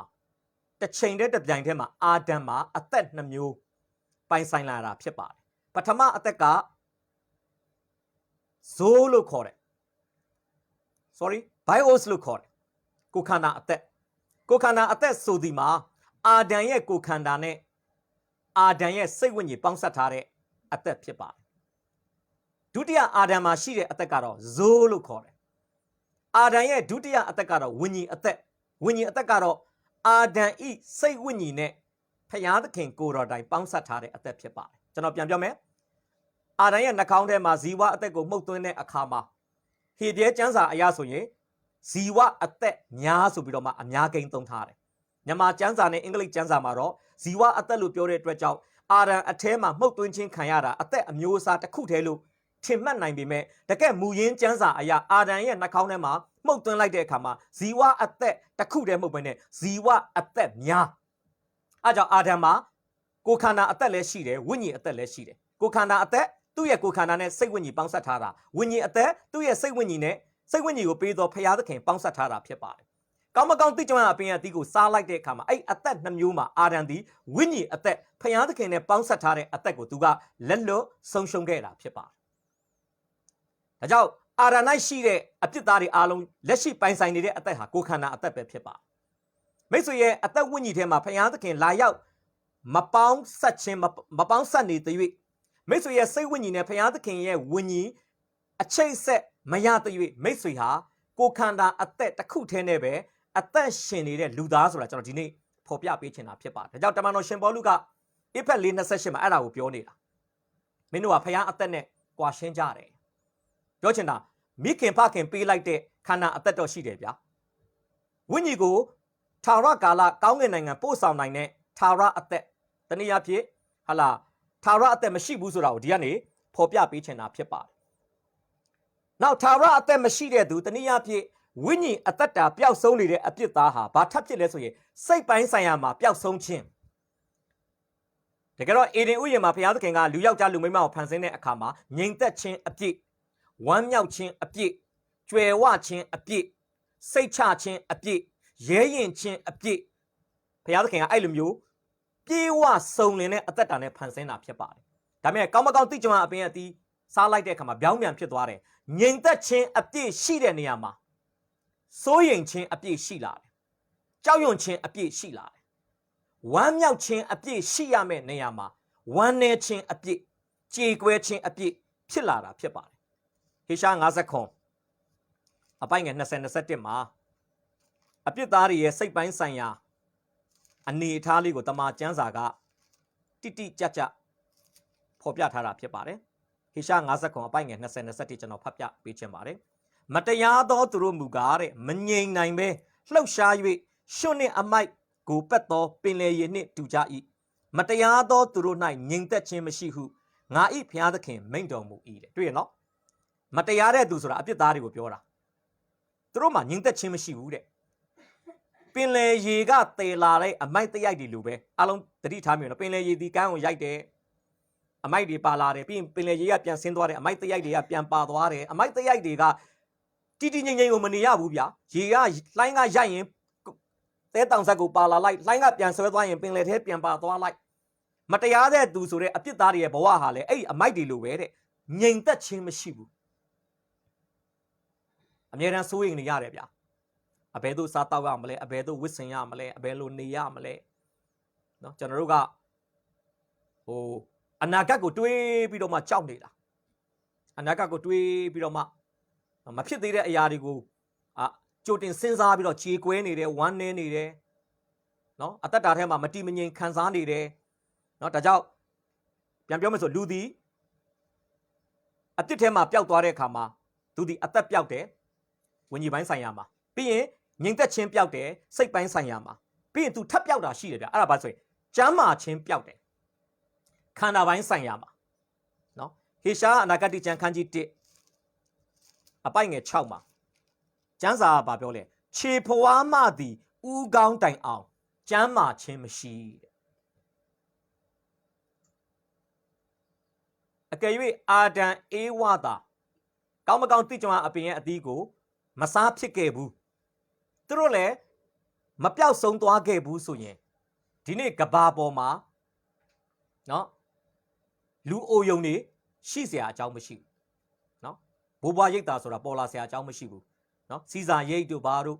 နာမည်ရတဲ့ဘိုးဘွားရိတ်တာတွေရှိเสียအကြောင်းမရှိဘူးအိုပယ်လို့ခေါ်တဲ့အိုရင်အပယ်ခံရတဲ့အိုပယ်လူဒန်းစားလဲရှိလာเสียအကြောင်းမရှိဘူးအာဒံအေဝါသာမပျောက်ခဲ့ရင်သူတို့ပျောက်တဲ့အတွက်ကြောင့်အိုပယ်တွေပေါ်လာတယ်စီစာရိတ်တို့ဘာတို့ပေါ်လာတယ်လူအိုယုံတွေပေါ်လာတယ်ဗျာကဲအာဒံအေဝါသာအပြစ်ထဲမှာမပျောက်ခဲ့ရင်လူနာဆိုတာမရှိဘူးလေလူနာဆိုတာမရှိရင်စေတက်ကတူဆိုတာတက်မဲ့လူတောင်ရှိမှာမဟုတ်နော်ဆရာဝန်လက်ရှိမှာမဟုတ်သူနာပြုလက်ရှိမှာမဟုတ်ဘူးပုဂ္ဂလိကစေကန်းတွေလည်းပတ်စံရမှာမဟုတ်ဘူးအခုပုဂ္ဂလိကစေကန်းတွေဘာလို့ပတ်စံရနေလဲနော်နည်းနည်းလေးပြတာနဲ့ဟာလာစံတခါတွေပေးရတယ်နော်ဘယ်လိုခေါ်မလဲဒီကျမ်းမာရေးဒီလက်တဘာလို့ပြောတာတကယ်မှန်တယ်နော်မကျမ်းမာရင်ကို့မှာရှိထားပြီးသားပတ်စံကပလိုင်းပေါက်ကနေထွက်သွားသလိုပဲနော်ပတ်စံထွက်နေတာအားကြောင့်ကျမ်းမာရေးကောင်းတော့မှရှာသားသမျှပတ်စံတွေကကျမ်းမာရေးမကောင်းတဲ့အချိန်တူတူအတွင်းမှာဟောခနဲ့ကိုယ့်ရဲ့ပတ်စံအိတ်ထဲကနေကိုယ့်ရဲ့ဘန်စာအုပ်ထဲကနေကိုယ့်ရဲ့ဘန်ကတ်ထဲကနေထွက်သွားနိုင်တယ်ဆိုတော့အာရန်အေဝါသာမပြောက်ခဲ့ရင်ဆရာဝန်တို့သူနာပြုတို့စေယုံစီးပေးကန်းဆိုတာဝေလာဝေးအာရန်အေဝါသာမပြောက်ခဲ့ရင်လူသေးတွေလည်းမရှိတဲ့အတွက်ကြောင့်နာရေးကူညီမှုအသင်းတို့ရေဝေးတုတ်တံမှာဟာလာအတုပါချဖို့မြေနေရာဝယ်ရတာတို့ဒါတွေရှိလာစားအကြောင်းမရှိအခုတော့အိုချင်းနာချင်းသေချင်းဆိုတဲ့အပြစ်ထဲမှာပျောက်ဆုံးတဲ့ဘေးထွက်ဆိုးကျိုးတွေဟာလူသားမျိုးနွယ်စုကိုလွှမ်းမိုးအနိုင်ယူတဲ့အတွက်ကြောင့်ဒီနေ့ကျွန်တော်ဘာဖြစ်နေလဲလူအိုယုံတွေရှိနေရတယ်ဆရာဝန်တွေသူနာပြုတွေစေယုံစေးပေးခန်းတွေရှိနေရတယ်နာရေးကူညီမှုအသင်းတွေပေါ်ထွက်နေရခြင်းဟာအပြစ်ထဲမှာလူပျောက်ဆုံးခြင်းရဲ့တွင်ပြင်လက္ခဏာဆိုတာကျွန်တော်ဒီနေ့ဖော်ပြပေးချင်တာဖြစ်ပါတယ်ဒါဆိုရင်ကြည့်အောင် နံပါတ်4ချက်တစ်ချက်မှာကျွန်တော်ဘယ်လိုခေါင်းစဉ်ပေးထားဆိုရှာချင်းနဲ့ကဲချင်းလူတယောက်ပျောက်သွားရင်သူ့ကိုကယ်ဖို့ရန်အတွက်ပျောက်တဲ့သူရှိတဲ့နေရာကိုရှာတဲ့သူကအရင်ဆုံးသိဖို့လိုပါတယ်ကျွန်တော်ဥပမာလေးတစ်ခုကျွန်တော်ပေးချင်တယ်ဒါလက်တွေ့ကြုံခဲ့ရတဲ့အရာဖြစ်ပါတယ်ကျွန်တော်အဖေရဲ့အဖေပေါ့ကျွန်တော်ရဲ့အဖိုးသူ့နာမည်ကအဖိုးဦးကျော်သူလို့ခေါ်တယ်ကျွန်တော်အဖိုးကဒုတိယကမ္ဘာစစ်မှာဒီမဟာမိတ်တပ်မှာစစ်မှုထမ်းခဲ့တဲ့ဗိုလ်မှူးတစ်ယောက်ဖြစ်တယ်သူကဂျပန်နေမြန်မာနိုင်ငံဝင်လာတဲ့အခါမှာသူတို့အင်္ဂလိပ်တပ်နဲ့အတူအိန္ဒိယကိုဆုတ်သွားတယ်နော်ကျွန်တော်အဖိုးကဒီလေထီးတွေဘာတွေခုံးတယ်ဆိုတော့သူကစစ်ပြန်တစ်ယောက်ဖြစ်တဲ့အတွက်ကြောင့်သူကဘယ်လိုခေါ်မလဲလက်နက်တွေဘာတွေသူကျွမ်းကျွမ်းကျင်ကျင်ကိုင်နိုင်တယ်ဒီ1982 83နော်ကျွန်တော်ဖခင်ဒီပဲခူးကြောက်တိုင်ကန်နားမှာတာဝန်ထမ်းဆောင်တဲ့အချိန်မှာကျွန်တော်အဖိုးကကျွန်တော်တို့အိမ်မှာလာနေတယ်အဲ့ချိန်မှာမရှိဘူးဆိုကျွန်တော်အဖိုးအသက်ကကျွန်တော်မြင်ပါတယ်90နားကတ်နေပြီဗျနော်ဒါပေမဲ့အဖိုးကအမဲလိုက်တာအရန်ဝါသနာပါတယ်မနဲ့နိုးပြီဆိုရင်သူအမဲပြစ်တဲ့တနတ်ယူတယ်ပြီးလို့ရှိရင်သူ့လက်ထဲမှာတညင်ကြက်ကလေးသူတို့မုတ်ဆိုးတွေအခေါ်တော့တဲကြက်ပေါ့တဲကြက်လေးတစ်ကောင်ယူသွားတယ်ပြီးလို့ရှိရင်ညှွတ်ကွင်းနော်သူကကြက်တစ်ကောင်ယူသွားပြီးတော့တောထဲမှာအဲ့ကြက်ကိုသူကမြေကြီးမှာဘုန်းင်းပါလဲဒုတ်ချုံလေးနဲ့စိုက်ပြီးတော့မှအဲ့ဘေးနားမှာပိုက်လေးတွေပေါ့သူတို့ကတော့ညှွတ်ကွင်းလို့ခေါ်တယ်အဲ့ဒါလေးထောင်ထားတယ်တောကြက်ကနော်ကျွန်တော်အဖိုးယူသွားတဲ့တညင်ကြက်တွန်တာကိုကြားရင်တောကြက်ကလာတယ်တောကြက်ကအဲ့ဒီတဲကြက်ကိုလာခွတ်လို့ရှိရင်တောကြက်ကဟိုနည်းဖြစ်တာအိုးပိုက်ခွန်မှာညှိတာအဲ့ချိန်မှာကျွန်တော်အဖိုးကသူပါတဲ့မုတ်ဆိုးတနတ်နဲ့တောကြက်ကိုပြစ်တယ်ကျွန်တော်အဖိုးအိမ်ပြန်လာရင်မပါလာဘူးဆိုရင်အဲ့တောကြက် 4-5 ကောင်လောက်အများတန်းပါလာတနေ့မှာတော့ကျွန်တော်အဖိုးပျောက်သွားတယ်ဗျပြန်လာတဲ့အချိန်မှာပြန်မလာဘူးထွက်သွားတာဟုတ်မနဲ့စောစောကလေးက breakfast စားပြီးတာနဲ့ထွက်သွားလိုက်တာညမိုးချုပ်တဲ့အထိပြန်မလာဘူးပြန်မလာတော့ကျွန်တော်ဘာလုပ်လဲဆိုရင်ကျွန်တော်မိသားစုတွေသူ့ကိုကားနဲ့လိုက်ရှာအဲ့တော့အဲ့ဒီပဲခူးကြောက်တိုင်ကန်နားမှာဘာရှိလဲဆိုရင်ဂျပန်ခေတ်ကလေရင်ကွင်းအပြက်အဟောင်းရှိတာအဲ့မှာကျွန်တော်အဖေကကားမောင်းပြီးတော့မီးထိုးပြီးတော့မှလိုက်ရှာတယ်တော်တော်ကြာရှာမှကျွန်တော်အဖိုးကသူ့ရဲ့အမဲလိုက်တနတ်ကိုကင်တယ်ပြီးတော့သူ့လက်ထဲမှာအဲ့ဘာလဲတဲကြက်ပေါ့တဲကြက်ရဲ့သူအဲ့နေပြစ်လို့ရထားတဲ့နော်တောကြက်အသေးကောင်လေးနဲ့သူဘာလို့ဆိုအဲ့အနင်းကြောက်တုံးပေါ်မှာထိုင်ပြီးတော့မှအပေါင်ထဲမှာကျွန်တော်ကားမိနဲ့သွားထိုးတဲ့ခါမှာကျွန်တော်အဖိုးကိုတွေ့တာအဲ့ခါမှာကျွန်တော်တို့အချိန်မီပေါ့ကျွန်တော်အဖိုးကိုပြန်ပြီးတော့မှအိမ်ကိုခေါ်လာနိုင်ခဲ့တယ်တနည်းအားဖြင့်ပြောဆိုရင်ပျောက်သောအဖိုးကိုကျွန်တော်တို့ရှာတွေ့တဲ့အခါမှာသူ့ကိုကျွန်တော်တို့ပြန်ကယ်လာနိုင်တယ်အကယ်၍အဲ့နေ့မှာသာကျွန်တော်မတွေ့ရင်နောက်တစ်နေ့မနေ့မှာတွေ့ရင်ကျွန်တော်အဖိုးရဲ့အလောင်းလည်းဖြစ်နိုင်တယ်ဗျာနော်သူကအသက်လည်းကြီးပြီဆိုတော့နော်ယာတီဥတုကလည်းအိမ်ပြင်မှာအရန်အေးတာ哦နော်သူရှိတဲ့နေရာကွင်းပြင်ကြီးဗျလေကွင်းပြက်အဟောင်းကြီးအဲ့တော့အဲ့ဘက်မှာခွေးအတွေလည်းအရန်ပေါ်တယ်နော်ကျွန်တော်ကားနဲ့သွားရင်တော့မှခွေးအုပ်ကြီးကကားဘေးနားမှာအပြိုင်ကားတွေကိုကားကိုအပြိုင်လိုက်ပြီးတော့မှဟောင်းတာဟုတ်နော်ခွေးအတွေအရန်ပေါ်တဲ့အချိန်ဖြစ်တယ်1982 83အဲ့ပဲခူးနော်ပဲခူးမြို့အဝင်ပေါ့ကြောက်တိုင်ကန်ဆိုတာအဲ့နားမှာရောဘာတော်ကြီးတွေရှိတယ်ဗျတကယ်ဟိုလူတွေမထူထပ်သေးဘူးဗျဆိုတော့ကျွန်တော်ဒီနေ့ပြောချင်တာကတစုံတစ်ယောက်ပျောက်ရင်အထူးသဖြင့်တက်ရှိပျောက်လို့ရှိရင်ကျွန်တော်ဘာလုပ်ရလဲလိုက်ရှာရတယ်ဘလောက်ပဲကဲချင်းသူ့ကိုမတွေ့ရင်ကျွန်တော်ကယ်လို့မရဘူးဗျဒီနေ့မိတ်ဆွေနဲ့ကျွန်တော်ဒီအပြစ်ထဲမှာပျောက်နေတယ်အပြစ်ထဲမှာပျောက်နေတဲ့ကျွန်တော်တို့ကိုဖယားသခင်ကပြန်ကယ်ဖို့လိုတယ်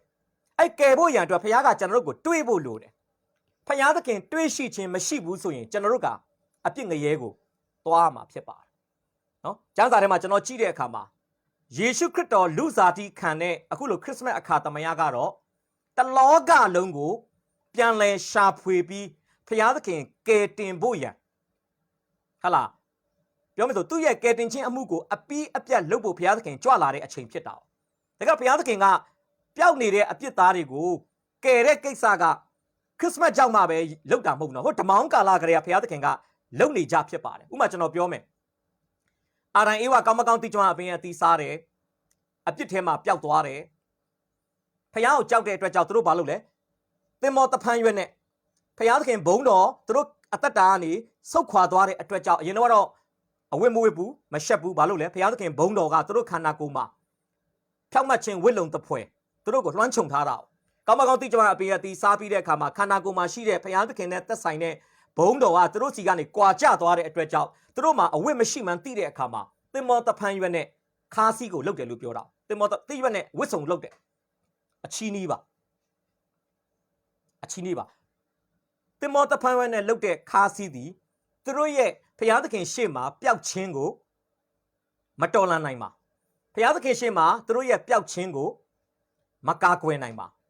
သင်္ဘောတဖန်ရွက်ဘလောက်ပဲဝစ်ဝစ်အပြစ်ထဲမှာသူတို့ကဆက်လက်ပျောက်ဆုံးနေတာဖြစ်ပါတယ်ဒါကြောင့်ဘုရားသခင်ကအာဒံအေဝါကိုဘာလုပ်ပေးလဲအေဒင်ဥယျာဉ်ကနေသူတို့မထွက်ခွာခင်မှာတရေဝစ်လုံကိုလှုပ်ပေးပြီးတော့ဘုရားသခင်ကသူတို့ဇနီးမောင်နှံနှစ်ဦးရဲ့ခန္ဓာကိုယ်ပေါ်မှာဝစ်ခြုံပေးတယ်လို့ကျမ်းစာကဖော်ပြပါတယ်ဘုရားရှင်နာမသားရဲ့ဘုန်းကြီးပါစေတရေရဖို့အတွက်ဒီတိုင်းမရနိုင်ဘူးဗျသိုးမွေးရဖို့အတွက်သိုးသေးပေးစရာမလိုဘူးဒေါင်းအတောင်လေးတွေယူပြီးတော့မှအိမ်မှာအလှဆင်ဖို့အတွက်ဒေါင်းသေးပေးစရာမလိုဘူးဗျဒါပေမဲ့တရေရဖို့အတွက်ကတော့တရေပိုင်ရှင်ဖြစ်တဲ့တိရစ္ဆာန်က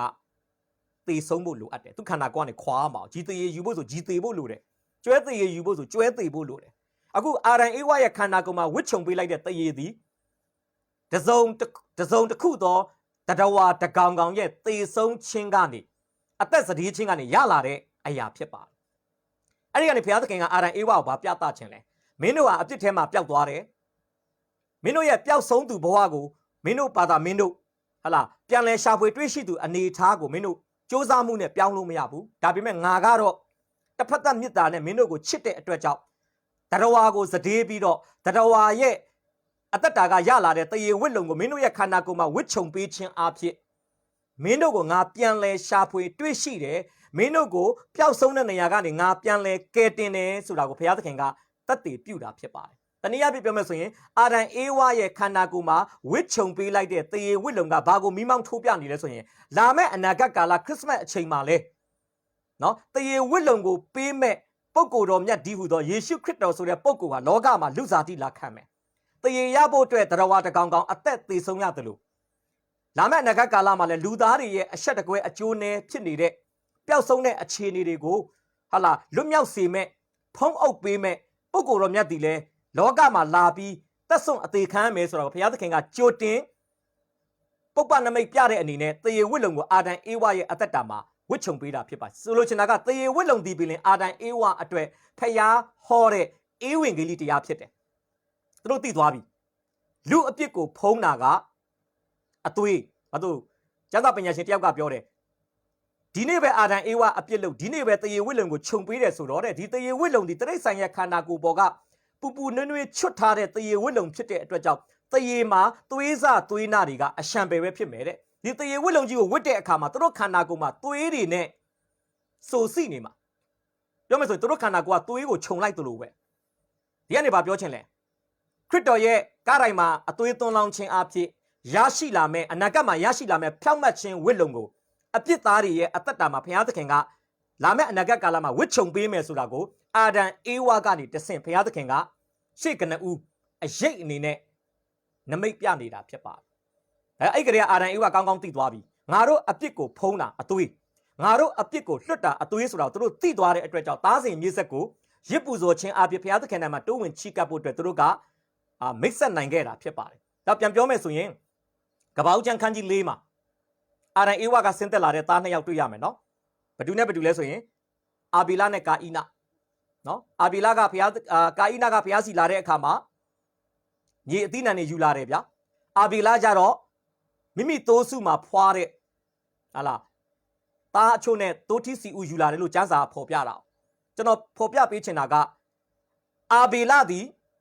ကပ္ပဦးကျမ်းခန်းကြီး၄မှာဘုရားသခင်ရဲ့အာဘီလသည်အာဒံအေဝါကဆင်းသက်လာတဲ့သားတစ်ယောက်ဖြစ်သောကြောင့်ဘုရားသခင်ရှေ့မှာပျောက်ဆုံးတဲ့အပြစ်သားတစ်ယောက်ဖြစ်တော်ညာလဲမိဘနှစ်ပါးကနေတဆင့်မိတ်ဆက်ပေးတဲ့ဘုရားသခင်စီမှာတုံးဝင်ချီကပ်တဲ့နီလန်းကိုသူသိသွားတဲ့အခါမှာအသွေးပါတဲ့တရိတ်ဆိုင်ကိုပူဇော်ခြင်းအဖြစ်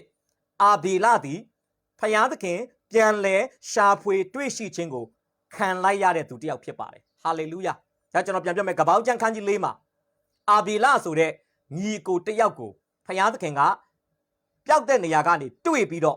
ကယ်တင်နိုင်ခဲ့တယ်ဆိုတာတွေ့ရတယ်။ထွတ်မြောက်ကျမ်းခန်းကြီး7ရောက်လာတဲ့အခါမှာတော့တယောက်မဟုတ်တော့ဘူးဗျမိသားစုတစု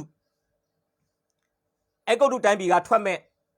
ဣသေလလူမျိုးတွေကိုဘုရားသခင်ကဟာလာလှုပ်ဆောင်ပေးတဲ့အခါမှာဘာတွေ့ရလဲအိမ်တိုင်းမှာသိုးတငယ်ပတ်တခါသိုးတငယ်ရဲ့အသွေးကိုတကားထုတ်နဲ့တကားတိုင်မှာတုတ်ခိုင်းတယ်အသွေးတုတ်တဲ့အိမ်ထဲကသားအကြီးဆုံးဖြစ်တဲ့သားဥတွေကအဲ့ညမှာအသက်ရှင်ခွင့်ရတယ်အသွေးမတုတ်တဲ့အိမ်ထဲကသားဥတွေကဘုရားသခင်ရဲ့တရားစီရင်ခြင်းကိုခံရပြီးတည်ဆုံးတာဖြစ်ပါတယ်ဆိုတော့ကျွန်တော်ပြောချင်တာအဲ့ဒီအသွေးသည်မိသားစုတစုနဲ့သက်ဆိုင်တဲ့အသွေးဖြစ်ပါတယ်မိသားစုတစုရဲ့ဝမ်းမြောက်ခြင်းဝမ်းနည်းခြင်းကိုအဆုံးဖြတ်ပေးတဲ့အသွေးလို့ပြောရင်လည်းမမှားပါဘူးဒါပြောမယ်ဆိုရင်ထွတ်မြောက်ဟာစနစ်ဣသေလလူမျိုးတွေရဲ့အိမ်မှာတုတ်လိမ့်တဲ့ပတ်တကာသိုးငယ်ရဲ့အသွေးသည်တရားစီရင်ခြင်းခံရမဲ့အနေအထားမှာရှိတဲ့ဣသေလလူမျိုးတွေကိုဖယားသခင်ကပြန်လဲရှာဖွေတွေ့ရှိပြီးတော့တရားစီရင်ခြင်းကနေကယ်တင်ခဲ့တဲ့အမှုရာဖြစ်ပါတယ်။ကဘာဦးလေးမှာတော့တယောက်တည်းသောသူကိုရှာတွေ့တယ်ကယ်တင်တယ်။ထွတ်မြောက်အကြံခန်းကြီး7မှာတော့မိသားစုလိုက်ကိုဖယားသခင်ကပြန်လဲရှာဖွေတွေ့ရှိပြီးကယ်တင်တဲ့အမှုရာဖြစ်ပါတယ်။ဝိပုအကြံခန်းကြီး16ရောက်လာတဲ့အခါမှာဣသေလလူမျိုးတွေဘာလုပ်လဲ။တစ်နှစ်မှာတစ်ကြိမ်ဣသေလတနိုင်ငံလုံးအတွက် Date of Atonement လို့ခေါ်တဲ့အပြစ်ဖြေရာနေ့ကိုသူတို့လုပ်တာဖြစ်ပါတယ်အဲ့အပြစ်ဖြေရာနေ့မှာဘာလုပ်ရလဲ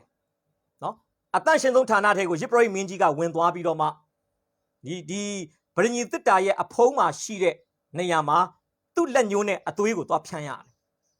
အဲ့ဒီအရာအားဖြင့်ဣသရေလတနိုင်ငံလုံးဟာဘုရားသခင်ရှေ့မှာအပြစ်လွတ်ခြင်းခံစားရတာဖြစ်ပါတယ်ကျွန်တော်ပြန်ပြောမယ်ကဘာဦးလေးမှာတယောက်ကိုတွေ့တယ်တယောက်ကိုကယ်တယ်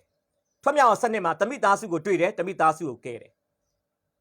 ဝိပု16မှာတော့တနိုင်ငံလုံးကိုတွေ့တယ်တနိုင်ငံလုံးကိုကယ်ခဲ့တာဖြစ်ပါတယ်ရှင်ရခရစ်ဝင်ကျမ်းခန်းကြီး1ပိုင်းငယ်29ရောက်လာတဲ့အခါမှာဗတ္တိဇံဆရာယောဟန်ကခရစ်တော်ကိုပြောတယ်ဤလောကရဲ့အပြစ်ကိုဆောင်သွားမဲ့ဖျားသခင်ရဲ့တိုးတငယ်ကိုကြည်ပါလို့ပြောတဲ့အတွက်ကြောင့်ခရစ်တော်ဒီဟူသောရစ်ကောင်ကတော့လောကကိုကြွလာတာတယောက်ထဲကိုကယ်ဖို့မဟုတ်ဘူးတမိသားစုကိုကယ်ဖို့မဟုတ်ဘူးလူမျိုးတစ်မျိုးတနိုင်ငံကိုကယ်ဖို့မဟုတ်ဘဲနဲ့တလောကလုံးကိုကယ်ဖို့ဖြစ်ပါတယ်ခရစ်တော်ဒီခရစ်စမတ်အခါသမယမှာဘာလုပ်ခဲ့လဲလောကမှာလူစားတိလာခံတယ်နော်လူစားတိလာခံပြီးဘာလုပ်လဲလက်ဝါးကတိုင်မှာ तू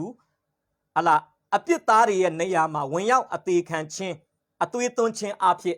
तू ဘာလုပ်ပေးခဲ့လဲဆိုလို့ရှိရင်ပြောင်းနေတဲ့ကျွန်တော်တို့ကိုပြန်လဲတွေးရှိခြင်းအမှုရာကိုကတိုင်နိုင်အသေးခံခြင်းအဖြစ် तू ကဖော်ဆောင်နိုင်ခဲ့တာဖြစ်ပါတယ်ဒီအကြောင်းအရာကို तू ပြောနေတဲ့အချိန်မှာအခုလုကာ19မှာနော်ခရစ်တော်ကလုကာ19တစ်ကနေ9နော်ဇက်ကဲကိုကယ်တင်တဲ့အမှုတွေပြုပြီးမှအောက်မှာ तू လောကကိုကြွလာတဲ့အကြောင်းရင်းလေးကို तू ထုတ်ပြောတာ။ဘာပြောလဲ။လူသားသည်ပျောက်သောသူတို့ကိုရှာ၍ကယ်တင်အံ့သောငါကြွလာတည်း။တကယ်တော့ဇက်ကဲကိုခရစ်တော်ကယ်တဲ့အချိန်ထိတလောကလုံးကိုခရစ်တော်ကယ်တဲ့စီမံကိန်းကိုခရစ်တော်ကလက်ဝါးကတိုင်မှာအမှုပြီးပြီဆိုပြီးတော့မှအကောင့်ထဲမှာဖော်ရသေးဘူးနော်။ဇတိသဘောမျိုးအမြည်သဘောမျိုးနဲ့ခရစ်တော်ကလှုပ်ဆောင်နေတာဖြစ်ပါတယ်။ခရစ်တော်ရဲ့ပြည့်စုံတဲ့ဟလာအပြစ်သားတွေကိုရှာဖွေတွေ့ရှိခြင်းကတော့ကရာနီလက်ဝါးကတိုင်ပေါ်မှာအမှုပြီးပြီလို့ပြောတဲ့အချိန်မှာတရားမှာတရားရှာဖွေတွေ့ရှိတာဖြစ်ပါတယ်။ဓမ္မောင်းကာလတစ်လျှောက်လုံးမှာတော့နော်ယေသင်မောနဲ့ရှာဖွေတွေ့ရှိသွားတဲ့လူဆိုရင်10ယောက်လောက်ရှိတယ်ဗျာ။နော်အဲ့လိုမျိုးဘုရားသခင်ကတတိဒီကျမ်းစာသမိုင်းတစ်လျှောက်လုံးမှာတော့ဘုရားသခင်ပျောက်တဲ့သူတွေကိုပုံစံအမျိုးမျိုးနဲ့တဲတော်အားဖြစ်ခဲ့တယ်။နော်ယေသင်မောအားဖြစ်ခဲ့တယ်။ရစ်ပူဇော်ခြင်း5မျိုးအားဖြစ်ခဲ့တယ်။ဘုရားသခင်ကယ်ခဲ့တဲ့ဖြစ်စဉ်တွေတော့အများကြီးပဲ။ဒါတွေအားလုံးသည်ကရာနီလက်ဝါးကတိုင်မှာယေရှုခရစ်တော်အသက်ဆုံးအသေးခံခြင်းအဖြစ်ပျောက်တော်သူကိုရှာတွေ့ပြီးကယ်မဲ့အရာကိုပြောမယ်ဆိုရင်အစပြိုးနေတယ်လမ်းကြောင်းခင်းနေတယ်မိမောင်းထိုးပြနေတယ်ဆိုတော့ကျွန်တော်ဒီနေ့ဖော်ပြပေးချင်တာဖြစ်ပါတယ်ကဲဇက်ကဲအကြောင်းကိုကျွန်တော်နံပါတ်4နဲ့နောက်ဆုံးခေါင်းစဉ်အနေနဲ့ကျွန်တော်ဖော်ပြပေးချင်ပါတယ်အဲ့ဒါဘာလို့ဆိုရင်ပျောက်တော်သူအဖြစ်မှတွေးရှိကယ်တင်ခံရတော်သူအဖြစ်ကိုကျွန်တော်တို့ဘယ်လိုတက်လှမ်းမလဲအရှိမလဲကျွန်တော်ပြောပြီးသွားပြီပျောက်တယ်ဆိုတာဘာလဲပျောက်တယ်ဆိုတာဘာကိုပြောတာလဲဘယ်အချိန်မှာပျောက်တာလဲဘယ်နေရာမှာပျောက်တာလဲဘယ်သူတွေပျောက်နေတာလဲကျွန်တော်ဆွေးနွေးပြီးသွားပြီ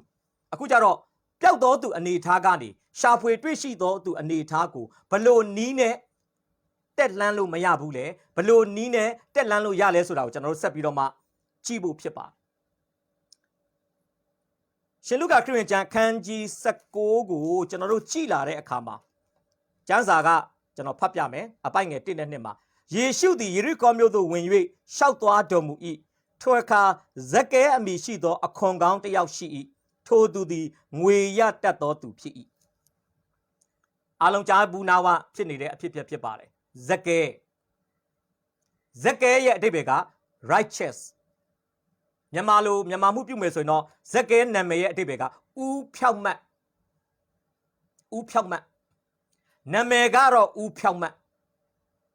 လုံနေတဲ့အလုပ်ကတော့အခွန်ကောင်းနော်ဒီအခွန်ကောင်းကိုအဲ့ဒီခေတ်ကာလလူတွေကဘလို့သတ်မှတ်လဲဆိုရင်အပိုက်ငယ်9မှာ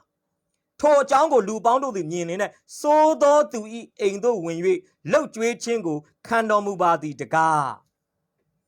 အဲ့ဒီခေတ်တုန်းကအခွန်ကောင်းအခွန်ခံဆိုတာကိုယူဒလူမျိုးတွေကပြည်တစားမတွေနဲ့တဒန်းတစားထဲထားတာဖြစ်ပါတယ်။ဘာလို့လဲဆိုရင်ကျွန်တော်ဒီလူမျိုးရေးရှုထောက်ကကြည့်မယ်ဆိုရင်အခွန်ကောင်းဆိုတာကအမျိုးသားသစ္စာဖောက်ဖြစ်တယ်။ဘာလို့လဲ။ကိုယ်နိုင်ငံကိုလာပြီးတော့မှမတရားအုပ်ချုပ်တဲ့ရောမအစိုးရရဲ့အုပ်ချုပ်ရေးရန်တရားလဲပတ်ဖို့အတွက်သူကအခွန်အထုပ်တွေကောက်ပေးတာ။ကိုယ်လူမျိုးအချင်းချင်းစီကရတဲ့ပတ်စံကိုကိုယ်လူမျိုးရဲ့ရန်သူဖြစ်တဲ့ရောမအစိုးရကိုသူကပေးတာ။အဲ့ဒီရလာတဲ့ပတ်စံနဲ့ရောမအစိုးရကသူ့ရဲ့ဝန်ထမ်းတွေကိုလစာပြန်ပေးခြင်းအဖြစ်ဣသရေလနိုင်ငံကိုမတရားလာအုပ်ချုပ်တဲ့ရောမအစိုးရရဲ့အုပ်ချုပ်ရေးရန်တရားကြီးကလဲပတ်နေတာပြောမယ်ဆိုရင်အစိတ်ပင်ရေလောင်းတဲ့အလုပ်လို့ပြောလို့ရတယ်နော်သူတို့အလုပ်ကဆိုတော့ပြန်ပြောမယ်ဆိုလို့ရှိရင်နာမည်ကဥဖြောက်မှလုပ်နေတဲ့အလုပ်ကတော့ခုနပြောတဲ့အမျိုးသားသစ္စာဖောက်အလုပ်နော်ပြောမယ်ဆိုရင်ယူဒလူမျိုးတွေခွင့်မလွတ်နိုင်တဲ့အလုပ်နောက်ဘာသာရေးရှုထောက်ရကြည့်မယ်ဆိုရင်လဲတနည်းအားဖြင့်ပြောဆိုရင်အခွန်ခံအလုပ်လုပ်တဲ့သူဟာကောင်းငင်နိုင်ငံဝင်ဖို့လုံးဝမဖြစ်နိုင်ဘူးလို့ဘာသာရေးအရာသတ်မှတ်ထားတယ်လို့လည်းပြောရင်မမှားပါဘူးเนาะဟိုခေတ်စကားနဲ့ပြောမှဆိုငရဲမှာဂျိုးကတ်မဲ့ကောင်တွေပေါ့ဗျာပြောမှဆိုရင်တော့အခွန်ခံကိုဒါကြောင့်လူမှုအတိုင်းဝိုင်းကစိုးသောသူလို့သတ်မှတ်တယ်အခွန်ခံတွေကိုမြင်လို့ရှိရင်အယောတဝင်မလုပ်ဘူးเนาะခေါ်တာတွေပြောတာတွေမလုပ်ဘူးခက်ကင်းနေတယ်အရန်မုန်းတယ်ဗျာပြောမှဆိုရင်ကျွန်တော်ပြောချင်တာဇက်ကဲရဲ့အနေထားအဲ့အနေထားဖြစ်ပါနာမည်ကတော့ဦးဖြောက်မှတ်လုတ်တဲ့အလုတ်ကမဖြောက်မှတ်တဲ့အလုတ်မဖြောက်မှတ်တဲ့လုတ်တဲ့အလုတ်ချင်းအတူတူသူကအခွန်ကောင်းလို့ပြောတဲ့အတွက်ကြောင့်အခွန်ခံနေထဲမှာသူကဆရာကြီးခေါင်းဆောင် leader ပြောမယ်ဆိုရင်မတရားသောသူတွေရဲ့ဂိုင်းချုပ်ကြီးလို့ပြောလို့ရတယ်ဇက်ကဲကကျွန်တော်ဒီနေ့ပြောတစ်ခါကျွန်တော်လည်းဖြစ်နိုင်တယ်ကိုယူထားတဲ့နာမည်နဲ့ကိုအသက်တာနဲ့တခြားစီနာမည်ကတော့ဥဘောကလူကတော့မွဲတေနေတာကျွန်တော်ခဏတွေ့ဘူးလိမ့်မယ်နော်နာမည်ကဥဘောကလူကတော့ကုန်းကောက်เสียမရှိခွက်ဆွဲနေရတော့မယ့်အနေထားတချို့ရှိတယ်လေဟာလာတချို့ကြတော့ရှိတယ်လေမောင်သက်ရှည်တဲ့ဒါပေမဲ့အသက်က6လပဲနေရတယ်မှဲ့ထားတဲ့နာမည်ကမောင်သက်ရှည်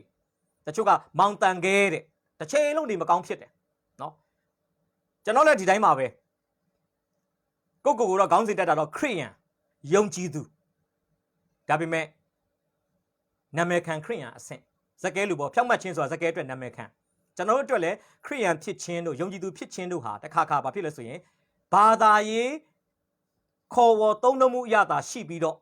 အသက်တာတကယ်မပြောင်းလဲဘူးဆိုရင်ကျွန်တော်တို့ဟာလည်းဇက်ကဲလူပဲဖြစ်တယ်ဆိုတာကျွန်တော်ဒီနေ့ဖော်ပြပေးခြင်းဒါဇက်ကဲကိုကျွန်တော်နှစ်ပိုင်းခွဲခြင်းတယ်ပထမတစ်ပိုင်းကတော့ခရစ်တော်နဲ့မတွေ့ခင်ပျောက်ဆုံးသူဘဝမှာရှိနေတဲ့အချိန်ကျွန်တော်ထီလေးလုံးနဲ့မိတ်ဆက်ပေးခြင်းတယ်ခရစ်တော်နဲ့မတွေ့ခင်မှာထီနှလုံးနဲ့မိတ်ဆက်ပေးခြင်းတယ်ခရစ်တော်နဲ့တွေ့ပြီးတဲ့အခါမှာထီနှလုံးပထမထီက twist ဇက်ကဲဟာခရစ်တော်နဲ့မတွေ့ခင်မှာစောစောပြောတယ်လေနာမည်ကတော့ဥဖြောက်မှတ်လုပ်နေတာကစိုးသောအမှုပြောမယ်ဆိုရင်ကလိန်ကကြစ်လူလိန်လူညာကြီး twist ဖြစ်နေတာသူများကိုလှည့်စားနေတာကောက်ကွေ့နေတာဒီနေ့ကျွန်တော်လည်းဒီတိုင်းပါပဲကိုယုံကြည်သူအစစ်မှန်မဖြစ်သေးပဲနဲ့ဗတ္တိဇံမင်္ဂလာခန္ဓာကိုကယ်တင်ခြင်းရောက်တယ်လို့ထင်နေချင်းသည်ဒါကျွန်တော်လည်းဝိညာဉ်ရေးမှာ twist သုံးနေတာဖြစ်ပါတယ်လှည့်စားနေတာဒါကြောင့်ကြောင်ပြောတော့လှည့်စားတဲ့အထက်မှာကိုလှည့်စားတာကြောက်စရာအကောင်းဆုံးတချို့ကဘောင်းကန်းမဖြစ်ဘူးစိတ်ဝိညာဉ်မှာအဲ့ဒါကိုတစ်ခါသိနေတယ်ဒါပေမဲ့ကိုလိန်တယ်ဗျကိုလိန်တယ်ငါဘောင်းကန်းပါငါမဘောင်းကန်းဖြစ်ဘယ်သူဘောင်းကန်းဖြစ်မှာဒါပေမဲ့ချီဆောင်ချင်းအကြောင်းတို့ဘေးဒဏ်ကြီးကာလအကြောင်းပြောရင်အထဲမှာအဲ့လိုတော့မရတော့ဘူးသေခံကြီးပဲကြောက်တာအရန်ကြောက်တာ အပြင်ပိုင်းမှာတော့ငါကဲတင်းစိတ်ချမှုမရှိတာကိုအသင်းတော်ကလူတွေသိသွားရင်ငါတိတ်ခါကြတယ်တိတ်ခါတော့အကြမခံဘူးမျက်နှာခတ်တီတီနဲ့အထဲမှာတော့ရစရာမရှိဘူးဗျာကြောက်လန့်နေတာအဲ့ဒါဆိုကျွန်တော်ပြောမယ်နော်အဲ့ဒါကကျွန်တော်တို့ကို twist လုပ်နေတာဒါကိုမလိမ်ပါနဲ့ကျွန်တော်ညီကိုတယောက်ရှိတယ်သူကလာပြောတယ်ကျွန်တော်အဲ့ဒီချီဆောင်ချင်းအကြောင်းတွေပါတင်တဲ့ခါမှာဆရာကျွန်တော်ကဲတင်းစိတ်မချဘူးကျွန်တော်အိမ်မှာလာပြီးတော့ကျန်းစာသင်ပေးပါကျွန်တော်သွားသင်ပေးရတယ်သူ့အိမ်မှာသူကကဲတင်းတင်တန်းခဏတက်တယ်ဒါပေမဲ့ကဲတင်းစိတ်ချမှုသူကမခံစားနိုင်ဘူးသူ့အိမ်မှာကျွန်တော်ကျန်းစာသွားပြန်သင်ပေးတယ်အဲ့ကောင်ကသူကဘယ်လိုခေါ်မလဲစိတ်ချမှုပြန်ရတယ်ကျွန်တော်ဒီနေ့ပြောချင်တာကဇက်ကဲသည်ခရစ်တော်နဲ့မတွေ့ခင်မှာ twist လူလိန်လူညာတစ်ယောက်ဖြစ်တယ်နော်ပြောမယ်ဆိုလို့ရှိရင်တော့ဘယ်လိုခေါ်မလဲအခွန်ကန်အလုပ်ဆိုတာအခွန်ကောင်းအလုပ်ဆိုတာရောမအစိုးရကောက်ခိုင်းတာတစ်ချက်ဆိုရင်သူတို့က3ချက်လောက်ကောက်မယ်ရောမအစိုးရကောက်ခိုင်းတဲ့တစ်ချက်ကိုတော့ရောမအစိုးရကိုပေးပြီးကျန်တဲ့2ချက်ကိုတော့ဇက်ကဲတို့ကကိုယ့်အိတ်ကတ်ထဲကိုထည့်တာဖြစ်ပါတယ်ပြောမယ်ဆိုရင် twist လုပ်တဲ့အလုပ်ပြသူတို့အလုပ်ကနော်ဒါကျွန်တော်ပြန်ပြောမယ်ခရစ်တော်နဲ့မတွေ့ခင်မှာဇက်ကဲဟာအလိန်အညာနဲ့ပဲအသက်ရှင်ခဲ့တဲ့လူဖြစ်တယ်အဲ့ဒါနဲ့ပဲတနေ့မှာသူနေထိုင်ရာယေရုခေါမြို့ကိုအရှင်ရှုရောက်လာပါတယ်ကျွန်တော်မြင်ပါတယ်ခရစ်တော်ယေရုခေါမြို့ကိုမရောက်လာခင်ကတည်းကခရစ်တော်နဲ့ပတ်သက်တဲ့သတင်းစကားတွေကိုဇက်ကဲကကြားထားပြီးသားဖြစ်ပါလိမ့်မယ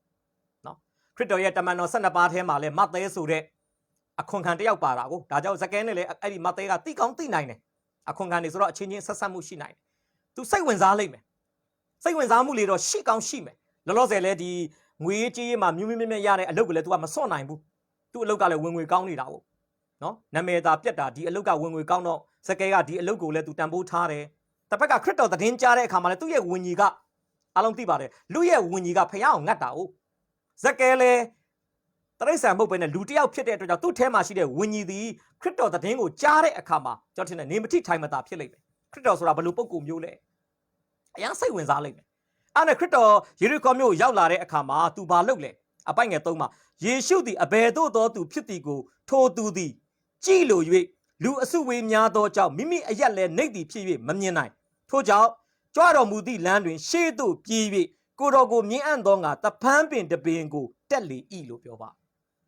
ခရစ်တော်အရင်စိတ်ဝင်စားတယ်သူစိတ်ဝင်စားတဲ့ခရစ်တော်သူ့မြို့ကိုရောက်လာတယ်အရင်တွေ့ချင်တယ်ပြဿနာကခရစ်တော်ဘယ်သွားလူအုပ်ကြီးကနေရာတိုင်းမှာဇက်ကဲကအသက်တာကြီးတာအရက်လေးကပူလေးကျွန်တော်တို့ရုပ်ရှင်တွေထဲမှာတွေ့ရတဲ့လူပုလေးတွေတွေ့လိမ့်မယ်နော်တော်တော်တိတတာကိုပူတာဗျာဆိုတော့ဇက်ကဲကအဲ့လိုမျိုးလူဒါကြောင့်ကျွန်တော်အသိဆရာတယောက်ပြောလေဇက်ကဲတဖန်းပင်ပေါ်တက်တဲ့အခါမှာဘလို့များနေမလဲသူ့လက်ကလေးတွေကလက်အယိုးအစ်စ်လေးတွေကတိုလေးတွေဆိုတော့တဖန်းပင်ကိုဘလို့များကင်ပြီးတော့တက်မလဲပေါ့ဗျာနော်လူပုလေးတေးလေးတဖန်းပင်ပေါ်တက်တာတော်တော်လေးကိုချစ်စရာကောင်းမဲ့အနေထားဆိုတော့ပြောချင်တာကဒုတိယအချက်ပေါ့ခရစ်တော်နဲ့မတွေ့ခင်မှာဇက်ကဲသည် twist ကလိန်ကကြစ်ကြတယ်လှည့်စားတတ်တယ်ပြီးရင် try စူးစမ်းတယ်သူကလူအုပ်များတယ်အရက်ပုတယ်ဆိုတော့ तू ဘာလုပ်လဲလူအုပ်ကြီးအရှိကို तू ကပြေးသွားတယ်ဗျပြေးသွားတယ်စဉ်းစားကြည့်တော့မျက်စိထဲမှာမြင်အောင်ကြည့်အကောင်လေးကတေးလေးပုလေးလူအုပ်ကြီးကခရစ်တော်နာမှာဝိုင်းရံတဲ့အခါမှာခရစ်တော်ကိုတွေ့ချင်စောနဲ့လူအုပ်ကြီးကိုကြော်ပြီးတော့လူအုပ်ကြီးအရှိကိုမရောက်ရအောင် तू ကပြေးသွားတယ်ဒါပေမဲ့ပြဿနာရှိသေးတယ် तू အရက်ပုတာဇက်ကဲရဲ့အရက်ပုခြင်းကဘာကိုယဉ်ညွန်းလဲဆိုရင်ဝိညာဉ်ရေးရမှာအပြစ်သားတွေအားလုံးရဲ့ကောင်းကင်နိုင်ငံဝင်ဖို့ရန်စံချိန်မမီခြင်းကိုစားပြုပါတယ်ဖျားသခင်အမြင်မှာတော့ကဘာသူကဘာသားတန်းပေါင်း9000လုံးဟာဝိညာဉ်ပိုင်းဆိုင်ရာမှာဝိညာဉ်ဂျပုတွေဖြစ်တယ်ပြောချင်တာဖျားသခင်ရဲ့ကောင်းကင်နိုင်ငံကိုဝင်ဖို့ရန်ဖြောင့်မတ်ခြင်းပေတံနဲ့တိုင်းမယ်ဆိုရင်ကျွန်တော်ကမိတ်ဆွေကတယောက်မှစံချိန်မမီပါဝိညာဉ်ရေးရမှာကျွန်တော်အားလုံးဟာဂျပုလေးများတာဖြစ်ပါတယ်ဂျပုမလေးများတာဖြစ်ပါတယ်မိတ်ဆွေအပြင်မှာအရက်က6ပေရှိရင်ရှိမယ်6ပေကြော်ရင်ကြော်မယ်ဒါပေမဲ့ဝိညာဉ်ရေးရမှာတော့ခရစ်တော်မရသောသူများဟာဝိညာဉ်ပိုင်းဆိုင်ရာမှာပေမမီဓာတ်မမီမဇက်ကဲကိုဇက်ကဲတွေဖြစ်တယ်ဆိုတော့ကျွန်တော်ဒီနေ့ဖော်ပြပေးချင်ပါတယ်နံပါတ်1လူအုပ်ရဲ့အရှိကိုရောက်အောင်ပြေးတယ်ဒါသူ့ရဲ့စူးစမ်းအထောက်မှု try ပြီးရင်ဘာလုပ်လဲတဖန်းပင်ပေါ်တက်တယ်အရက်ပူတာကို तू ကဝင်မခံဘူးနော်အရက်ပူတာကိုရှေဖို့ရန်အတွက်အကူအညီယူတဲ့အနေနဲ့တဖန်းပင်ပေါ်တက်တယ်ချစ်တော်မိတ်ဆွေစောစောကကျွန်တော်ဖော်ပြသွားတဲ့ကပောက်ကျန်းခန်းကြီး3မှာ အာဒံအေဝကောင်းမကောင်းသိကြွအပင်ရဲ့အတီစားပြီးတဲ့အခါမှာချုပ်တဲ့ဝစ်စုံကပါလေတင်မောတဖန်းရွက်နဲ့ခါစီအခုဇကဲတက်တဲ့အပင်ကတဖန်းပင်တမကျန်းစာထဲမှာတင်မောတဖန်းပဲဖြစ်ဖြစ်တဖန်းပဲဖြစ်ဖြစ်တဖန်းအုပ်စုဝင်အပင်တွေအားလုံးဟာလူရဲ့စ조사အားထုတ်မှုကိုပုံဆောင်တာဖြစ်ပါတယ်တနည်းအားဖြင့်ပြောမယ်ဆိုရင်ဘာသာတရားကုသိုလ်ကောင်းမှုကိုပုံဆောင်တယ်အာဒံအေဝါလည်းဘာသာတရားကုသိုလ်ကောင်းမှုကိုပုံဆောင်တဲ့တင်မောတဖန်းရွက်နဲ့ခါစီချုပ်တယ်ဇကဲလည်းဘာသာတရားကုသိုလ်ကောင်းမှုကိုပုံဆောင်တဲ့တဖန်းပင်ပေါ်တက်တယ်အာဒံအေဝါတင်မောတဖန်းရွက်နဲ့ခါစီချုပ်တယ်အချီးနီးပါတိရွက်နဲ့လုပ်တဲ့ဝစ်စုံဘလို့လုံချုံပါလဲအခုဇကဲလည်းတဖန်းပင်ပေါ်တက်တယ်တက်တဲ့ရွယ်ချက်ကခရစ်တော်ကိုညင်ချင်တွေ့ချင်လို့ဒါပေမဲ့အံ့ဩစရာကောင်းတယ်နော်ဇကဲသည်တဖန်းပင်ပေါ်ကိုရောက်သွားတော်ညာလေတဖန်းပင်ပေါ်ကဇကဲသည်ခရစ်တော်ကိုညင်တွေ့နိုင်ခြင်းမရှိခဲ့ပါဒီကတမန်ကျမ်းစာကျွန်တော်တို့ဘာပြောချင်တာလဲလူရဲ့ကြိုးပျောက်ဆုံးနေတဲ့အပြစ်သားတစ်ယောက်ရဲ့စ조사အားထုတ်မှုနဲ့ရှိနေတဲ့ဖရားမပြောက်တဲ့ဖရားကိုတွေ့မြင်ခြင်းကမစွမ်းဆောင်နိုင်ဘူးဆိုတာကိုတမန်ကျမ်းစာကမိမောင်းထိုးပြချင်တာဖြစ်ပါတယ်ဇကဲသည်လူအုပ်အရှိကိုပြေးတယ်တဖန်းပင်ပေါ်တက်တယ်အဲ့ဒါသူ့ရဲ့ try စ조사အားထုတ်မှုသူ့ရဲ့ပြေးခြင်းတက်ခြင်းသည်ခရစ်တော်ကိုမြင်တွေ့ခြင်းကမစွမ်းဆောင်နိုင်ပါဒါကျွန်တော်တို့သစ္စာရှိရှိပေးနေတဲ့မပြောင်းလဲသေးဘဲနဲ့သစ္စာရှိရှိအသင်းတော်မှာပေးနေတဲ့ကျွန်တော်တို့ရဲ့ဆယ်ဖို့တဖို့တွေမပြောင်းလဲသေးဘဲနဲ့ဧဝံဂေလိဝင်ငါနေတဲ့အရာတွေမပြောင်းလဲသေးဘဲနဲ့ကျမ်းစာဖတ်နေတဲ့အရာတွေဆုတောင်းနေတဲ့အရာတွေမပြောင်းလဲသေးဘဲနဲ့မိတ္တာရမှန်မှန်တက်နေတဲ့အရာတွေမပြောင်းလဲသေးဘဲနဲ့ခရိယန်အသက်ရှင်ခြင်းထဲမှာဟာလာအဝင်ခွင့်ကြမဖြစ်ဘဲနဲ့ပါဝင်နေတာတွေအားလုံးဟာဇကဲလူအုပ်အရှိကိုပြေးတဲ့ကဲသို့ဇကဲတဖန်းပင်ပေါ်တက်တဲ့ကဲသို့ကြိုးကားစ조사ဤအကျိုးမရအကျိုးမရှိဆိုတဲ့အရာများသာဖြစ်တယ်ဆိုတာကျွန်တော်ဒီနေ့ဖော်ပြပေးခြင်းပါတယ်ဒါကြောင့်ချစ်တော်မိတ်ဆွေပျောက်တော်သူဟာ twist ကလိန်ကကြစ်ပါပဲเนาะကိုလိန်နေသူများကိုလိန်နေဖះကိုလိန်နေအပြစ်သားဆိုတဲ့အမျိုးကပြီးရင်ပျောက်ဆုံးသူဆိုတာ try ဘလောက်ပဲစ조사အချီးနီးပါလူအုပ်ရှိကိုဘလောက်ပဲပြေးတစ်ပင်ပေါ်ဘလောက်ပဲတက်ဝမ်းနေစရာကဇကဲသည်ခရစ်တော်ကိုမတွေ့ခဲ့ပါဒီကနေပြောချင်တာပါလေလူရဲ့စ조사အားထုတ်မှုနဲ့ကောင်းကင်နိုင်ငံသွားလို့မရဘူးလူရဲ့စ조사အားထုတ်မှုနဲ့အသက်ရှင်တဲ့ဘုရားကိုတွေ့လို့မရဘူးဆိုတာကိုကျွန်တော်ဒီကနေပြောပြချင်တာဖြစ်ပါတယ်ဒါဆိုရင်ကြည့်ရအောင်ကျွန်တော်ပြန်ဖတ်ပြမယ်မိမိအရာလည်းနေသည်ဖြစ်၍မမြင်နိုင်ကိုတော်ကိုမြင်အံ့သောငါတဖန်းပင်တပင်ကိုတက်လေဤလို့ပြောပါတယ်ဒါပေမဲ့တဖန်းပင်ပေါ်သာတက်တာတက်တယ်ခရစ်တော်သူမမြင်ဘူးဒါပေမဲ့ကျမ်းစာဆက်ပြောတယ်အပိုက်ငယ်9မှာထိုအရတ်တို့ယေရှုသည်ရောက်တော်မူသောအခါမျှော်ကြည့်၍ထိုသူကိုမြင်တော်မူလင်ဟာလေလုယာခရစ်တော်ကိုမြင်တွေ့ခြင်းနဲ့ဇောနဲ့လူအုပ်အရှိကိုလည်းပြေးတယ်တဖန်းပင်ပေါ်ကိုလည်းတက်တဲ့ဇကဲကခရစ်တော်ကိုမမြင်ဘဲနဲ့တဖန်းပင်အောက်မှာရှိတဲ့ခရစ်တော်ကဇကဲကိုအရင်မြင်တာဖြစ်ပါတယ်ဟာလေလုယာဒါကြောင့်ချစ်တော်မိတ်ဆွေပျောက်နေတဲ့အပြစ်သားကမပျောက်တဲ့ဖရားကိုရှာတယ်ဆိုတာရည်စရာအရန်ကောင်းပါတယ်ရှိနေသောဖရားကသာလျှင်ပျောက်နေသောအပြစ်သားကိုအရှင်ယေရှုကဲ့သို့ရှာတာဖြစ်ပါတယ်ခရစ်တော်ကိုမြင်ဖို့ကြိုးစားတာကဇကဲနော်ဒါပေမဲ့ခရစ်တော်ကဇကဲကိုအရင်ဆုံးမြင်သွားတာဖြစ်ပါတယ်ဒါကြောင့်မတွေ့မီဆိုတဲ့ပျောက်နေစဉ်ကာလမှာ twist and try ကောက်ချစ်တယ်ကြိုးစားတယ်ဒါပေမဲ့တွေ့ပြီးနောက်တနည်းအားဖြင့်ခရစ်တော်သူ့ကိုတွေ့ပြီးတဲ့နောက်မှာသူဘယ်လိုဖြစ်လဲ trust ကိုးစားခြင်းခရစ်တော်ကိုမတွေ့ခင်တုန်းကဇကဲကကြိုးစားခြင်းနဲ့အသက်ရှင်တယ်ခရစ်တော်ကိုတွေ့တဲ့အခါမှာဇကဲကကိုးစားခြင်းနဲ့အသက်ရှင်တယ်ဘယ်လိုကိုးစားလဲအပိုက်ငယ်6မှာခရစ်တော်ကပြောတယ်လေဇကဲမြန်ဆင်းလော့တစ်ပင်အောက်ကခရစ်တော်ကဇကဲကိုအမိတ်ပေးနေတာနော်ဒီတစ်ပင်ပေါ်ရောက်ဖို့သူဘလောက်တောင်ကြိုးစားပန်းစားတက်ထားလဲမပြောတတ်ဘူး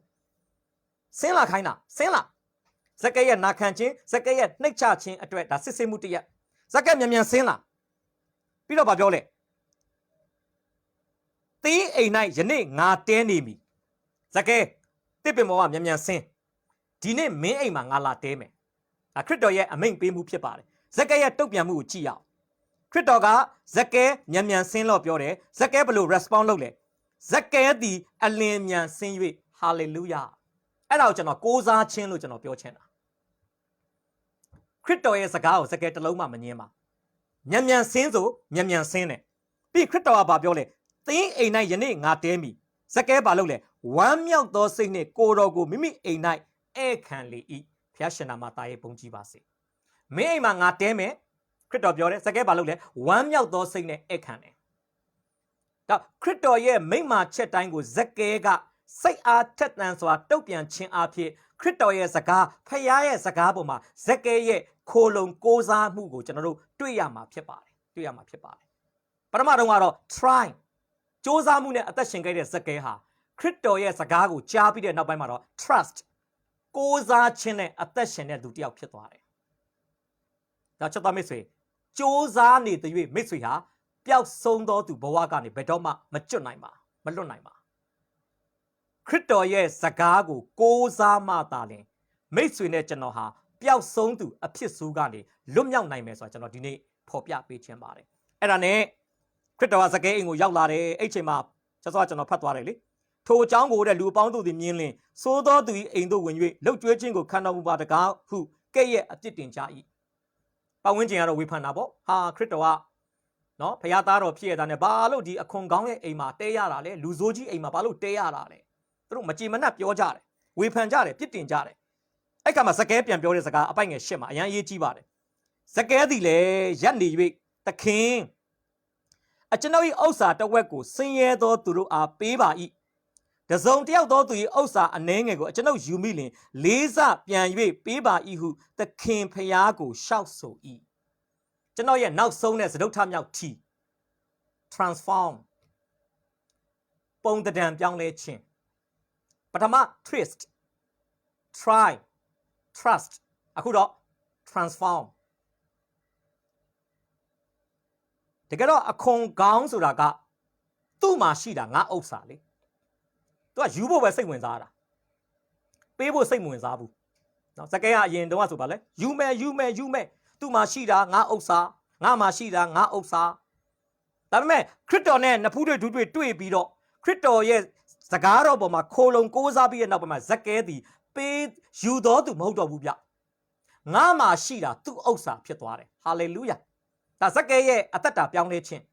ဇကဲကိုခရစ်တော်ပြန်လဲရှာဖွေတွေ့ရှိသွားတယ်ဆိုတဲ့လက္ခဏာသက်သေ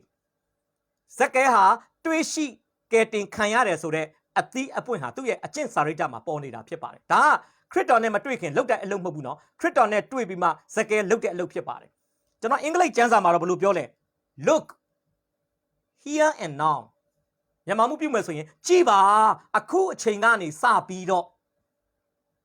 စင်ရသားကိုကျွန်တော်ဥစ္စာတစ်ဝက်ပေးပါမယ်သူများစီကမတရားယူထားတာရှိရင်လေးစားရောပါမယ် here and now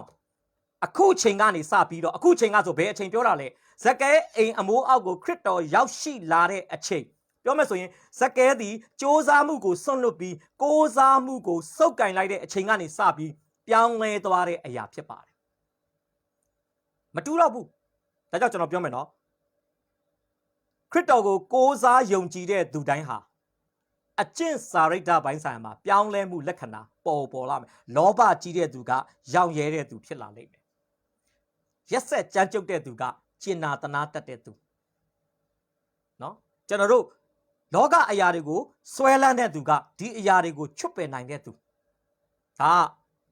ခရစ်တော်ကိုရမှပဲဖြစ်နိုင်တဲ့အရာဖြစ်ပါတယ်အရင်တုန်းကကောက်ကျစ်ခဲ့တဲ့ဇကဲအရင်တုန်းကစ조사မှုနဲ့ရုန်းကန်ခဲ့ရတဲ့ဇကဲဟာခရစ်တော်ကိုကိုးစားပြီးတဲ့နောက်ပိုင်းမှာသူ့အသက်တာကခရစ်တော်ဘက်ကဇကဲဥစ္စာတစ်ဝက်ကိုစင်ရသားကိုပေးသူများပစ္စည်းမတရားယူထားရင်လေးစားရောလို့ခရစ်တော်ကသူ့ကိုပြောစရာမလိုဘူးနော်သူ့အแทမှာသူ့ရဲ့အာနယ်ချက်သူ့ရဲ့အတိတ်ကာလကလုပ်ခဲ့တဲ့အပြစ်တွေကကျွန်တော်မြင်ပါတယ်ကိုပြန်မြင်လာပြီးဇကဲနှုတ်ကနေခရစ်တော်တိုက်တွန်းစရာမလိုဘဲနဲ့ပွင့်အံထွက်လာတဲ့ရင်ဘတ်ထဲကစကားတွေဖြစ်တယ်အဲ့ဒါကပြောင်းလဲခြင်းရဲ့သက်သေဖြစ်ပါတယ်ကျွန်တော်ယုံကြည်တာတော့အသက်တာပြောင်းလဲရင်ဘဒူးမှသက်သေခံဖို့ပြောစရာတော့မလိုဘူးတော့ပောက်ကွဲထွက်လာမှာရင်တွင်းဖြစ်စကားတွေတရှင်တော်ဝိညာဉ်တော်ကအလောက်ထိတကိုးကြီးရဆိုကျွန်တော်ဒီနေ့ဖော်ပြချင်တယ်တချို့ပြောနိုင်တယ်မခံစားနိုင်ဘူးနော်မပြောင်းလဲခင်ကအသက်တာနဲ့ပြောင်းလဲလာတဲ့အသက်တာကိုသက်သေခံဖို့အတွက်ဝင်မလေးတော့ဘူးပြောင်းလဲတဲ့သူတွေက အားကြောင့်ခရစ်တော်ကဘာပြောလဲအပိုင်ငယ်9မှာယေရှုကလည်းဤသူသည်အာဗြဟံ၏သားဖြစ်သည်နှင့်အလျောက်ယနေ့ပင်ကယ်တင်တော်မူခြင်းကျေးဇူးသည်ဤအိမ်ပေါ်မှာတက်ရောက်လေ၏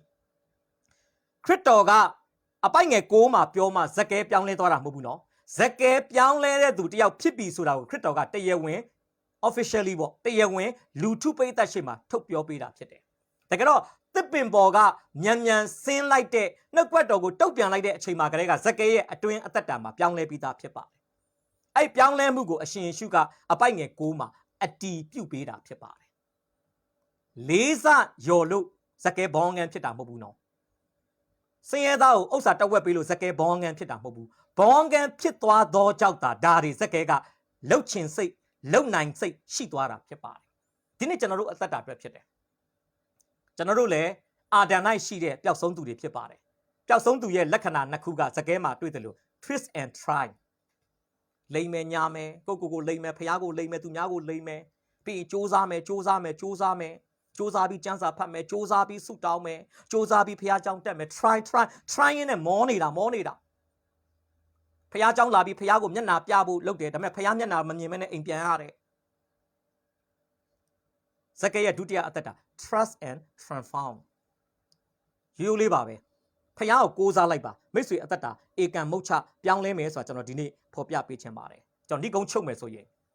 BC 4000လွန်ခဲ့တဲ့နှစ်ပေါင်း6000မှာမိတ်ဆွေနဲ့ကျွန်တော်တို့ဟာအာဒံကဆင်းသက်လာတဲ့သူတွေဖြစ်တဲ့အတွက်ကြောင့်ဖျားရဲ့နှလုံးသားသတ်မှတ်ချက်ထဲမှာကျွန်တော်တို့ဒီအာဒံအားဖြင့်အာဒံ၌ရှိခြင်းအဖြစ်ဖျားသခင်ရှေ့မှာကျွန်တော်တို့ဒီလွန်ခဲ့တဲ့နှစ်ပေါင်း6000ကတည်းကပျောက်ဆုံးတာဖြစ်ပါတယ်အဲ့ဒါကဖန်ဆင်းခြင်းနှလုံးသားထဲမှာပျောက်ဆုံးခြင်းဖြစ်ပါတယ်ကျွန်တော်အတွက်ဆိုရင်တော့ AD 1982ခုနှစ်မှာကျွန်တော်ဒီဟာလာအာဒံ၌ပျောက်ဆုံးတယ်ဆိုတာကိုကျွန်တော်တရားဝင်ကျွန်တော်အသက်တာထဲမှာဟာလာဘယ်လိုခေါ်မလဲခံစားရတာဖြစ်ပါတယ်ပျောက်တာကတော့လွန်ခဲ့တဲ့နှစ်ပေါင်း6000ကတည်းက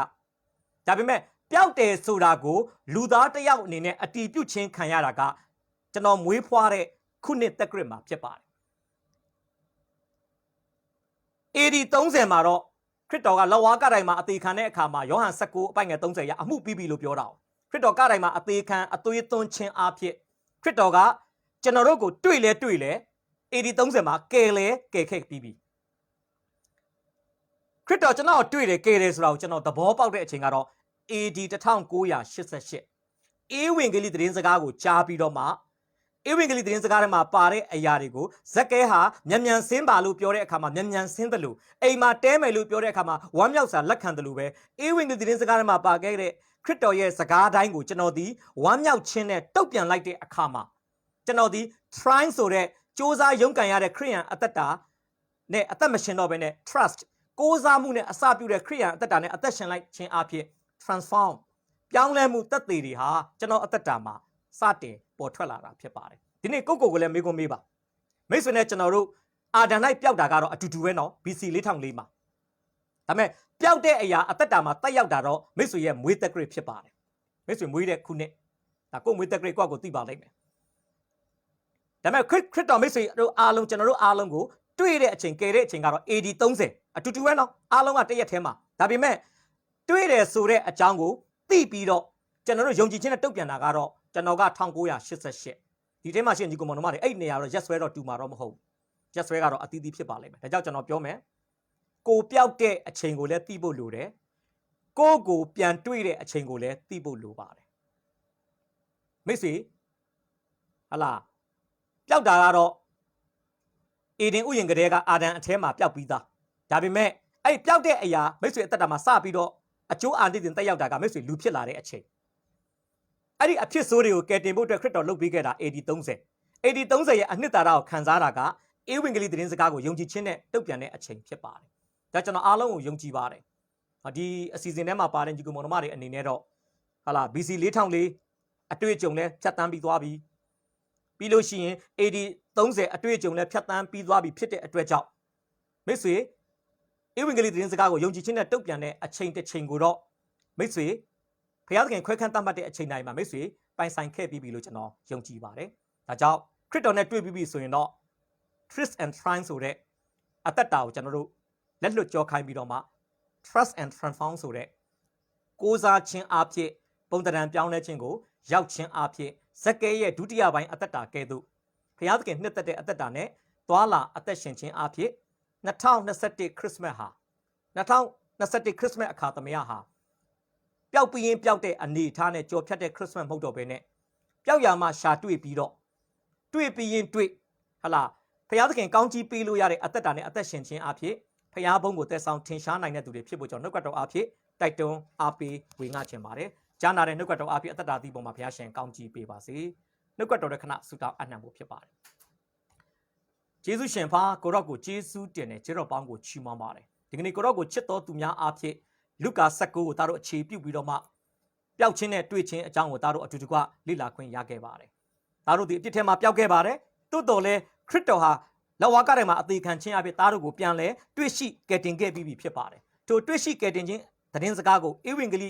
သတင်းစကားမှာတဆင့်သားတို့ဒီကြားပြီးတော့မှယုံကြည်ခြင်းနဲ့တုတ်ပြန်လိုက်တဲ့အခါမှာဘုရားသခင်ရှေ့မှာသားတို့ဒီပြန်လဲရှာဖွေတွေ့ရှိသွားတဲ့သူတွေဖြစ်တဲ့အတွက်ကြောင့်ဂုဏ်ကျေးဇူးတော်ပေါင်းကိုချီးမွမ်းပါတယ်လက်တော်ထဲမှာနှုတ်ကပတ်တော်ကြားနာခြင်းအဖြစ်ကိုတော့ကိုးကွယ်တဲ့အချိန်တိုင်းကိုပြန်လဲဆက်ကပ်တဲ့အခါမှာယေရှုဘုရား၏မြတ်သောနာမ၌ချီးမွမ်းတဲ့အချိန်တိုင်းကိုလက်တော်၌ဆက်ကပ်အနှံပါတယ်အဖထာဝရမြတ်စွာဘုရားရှင်အာမင်ရောက်တိုင်းပေါ်ဘုရားရှင်ကောင်းချီးပေးပါစေ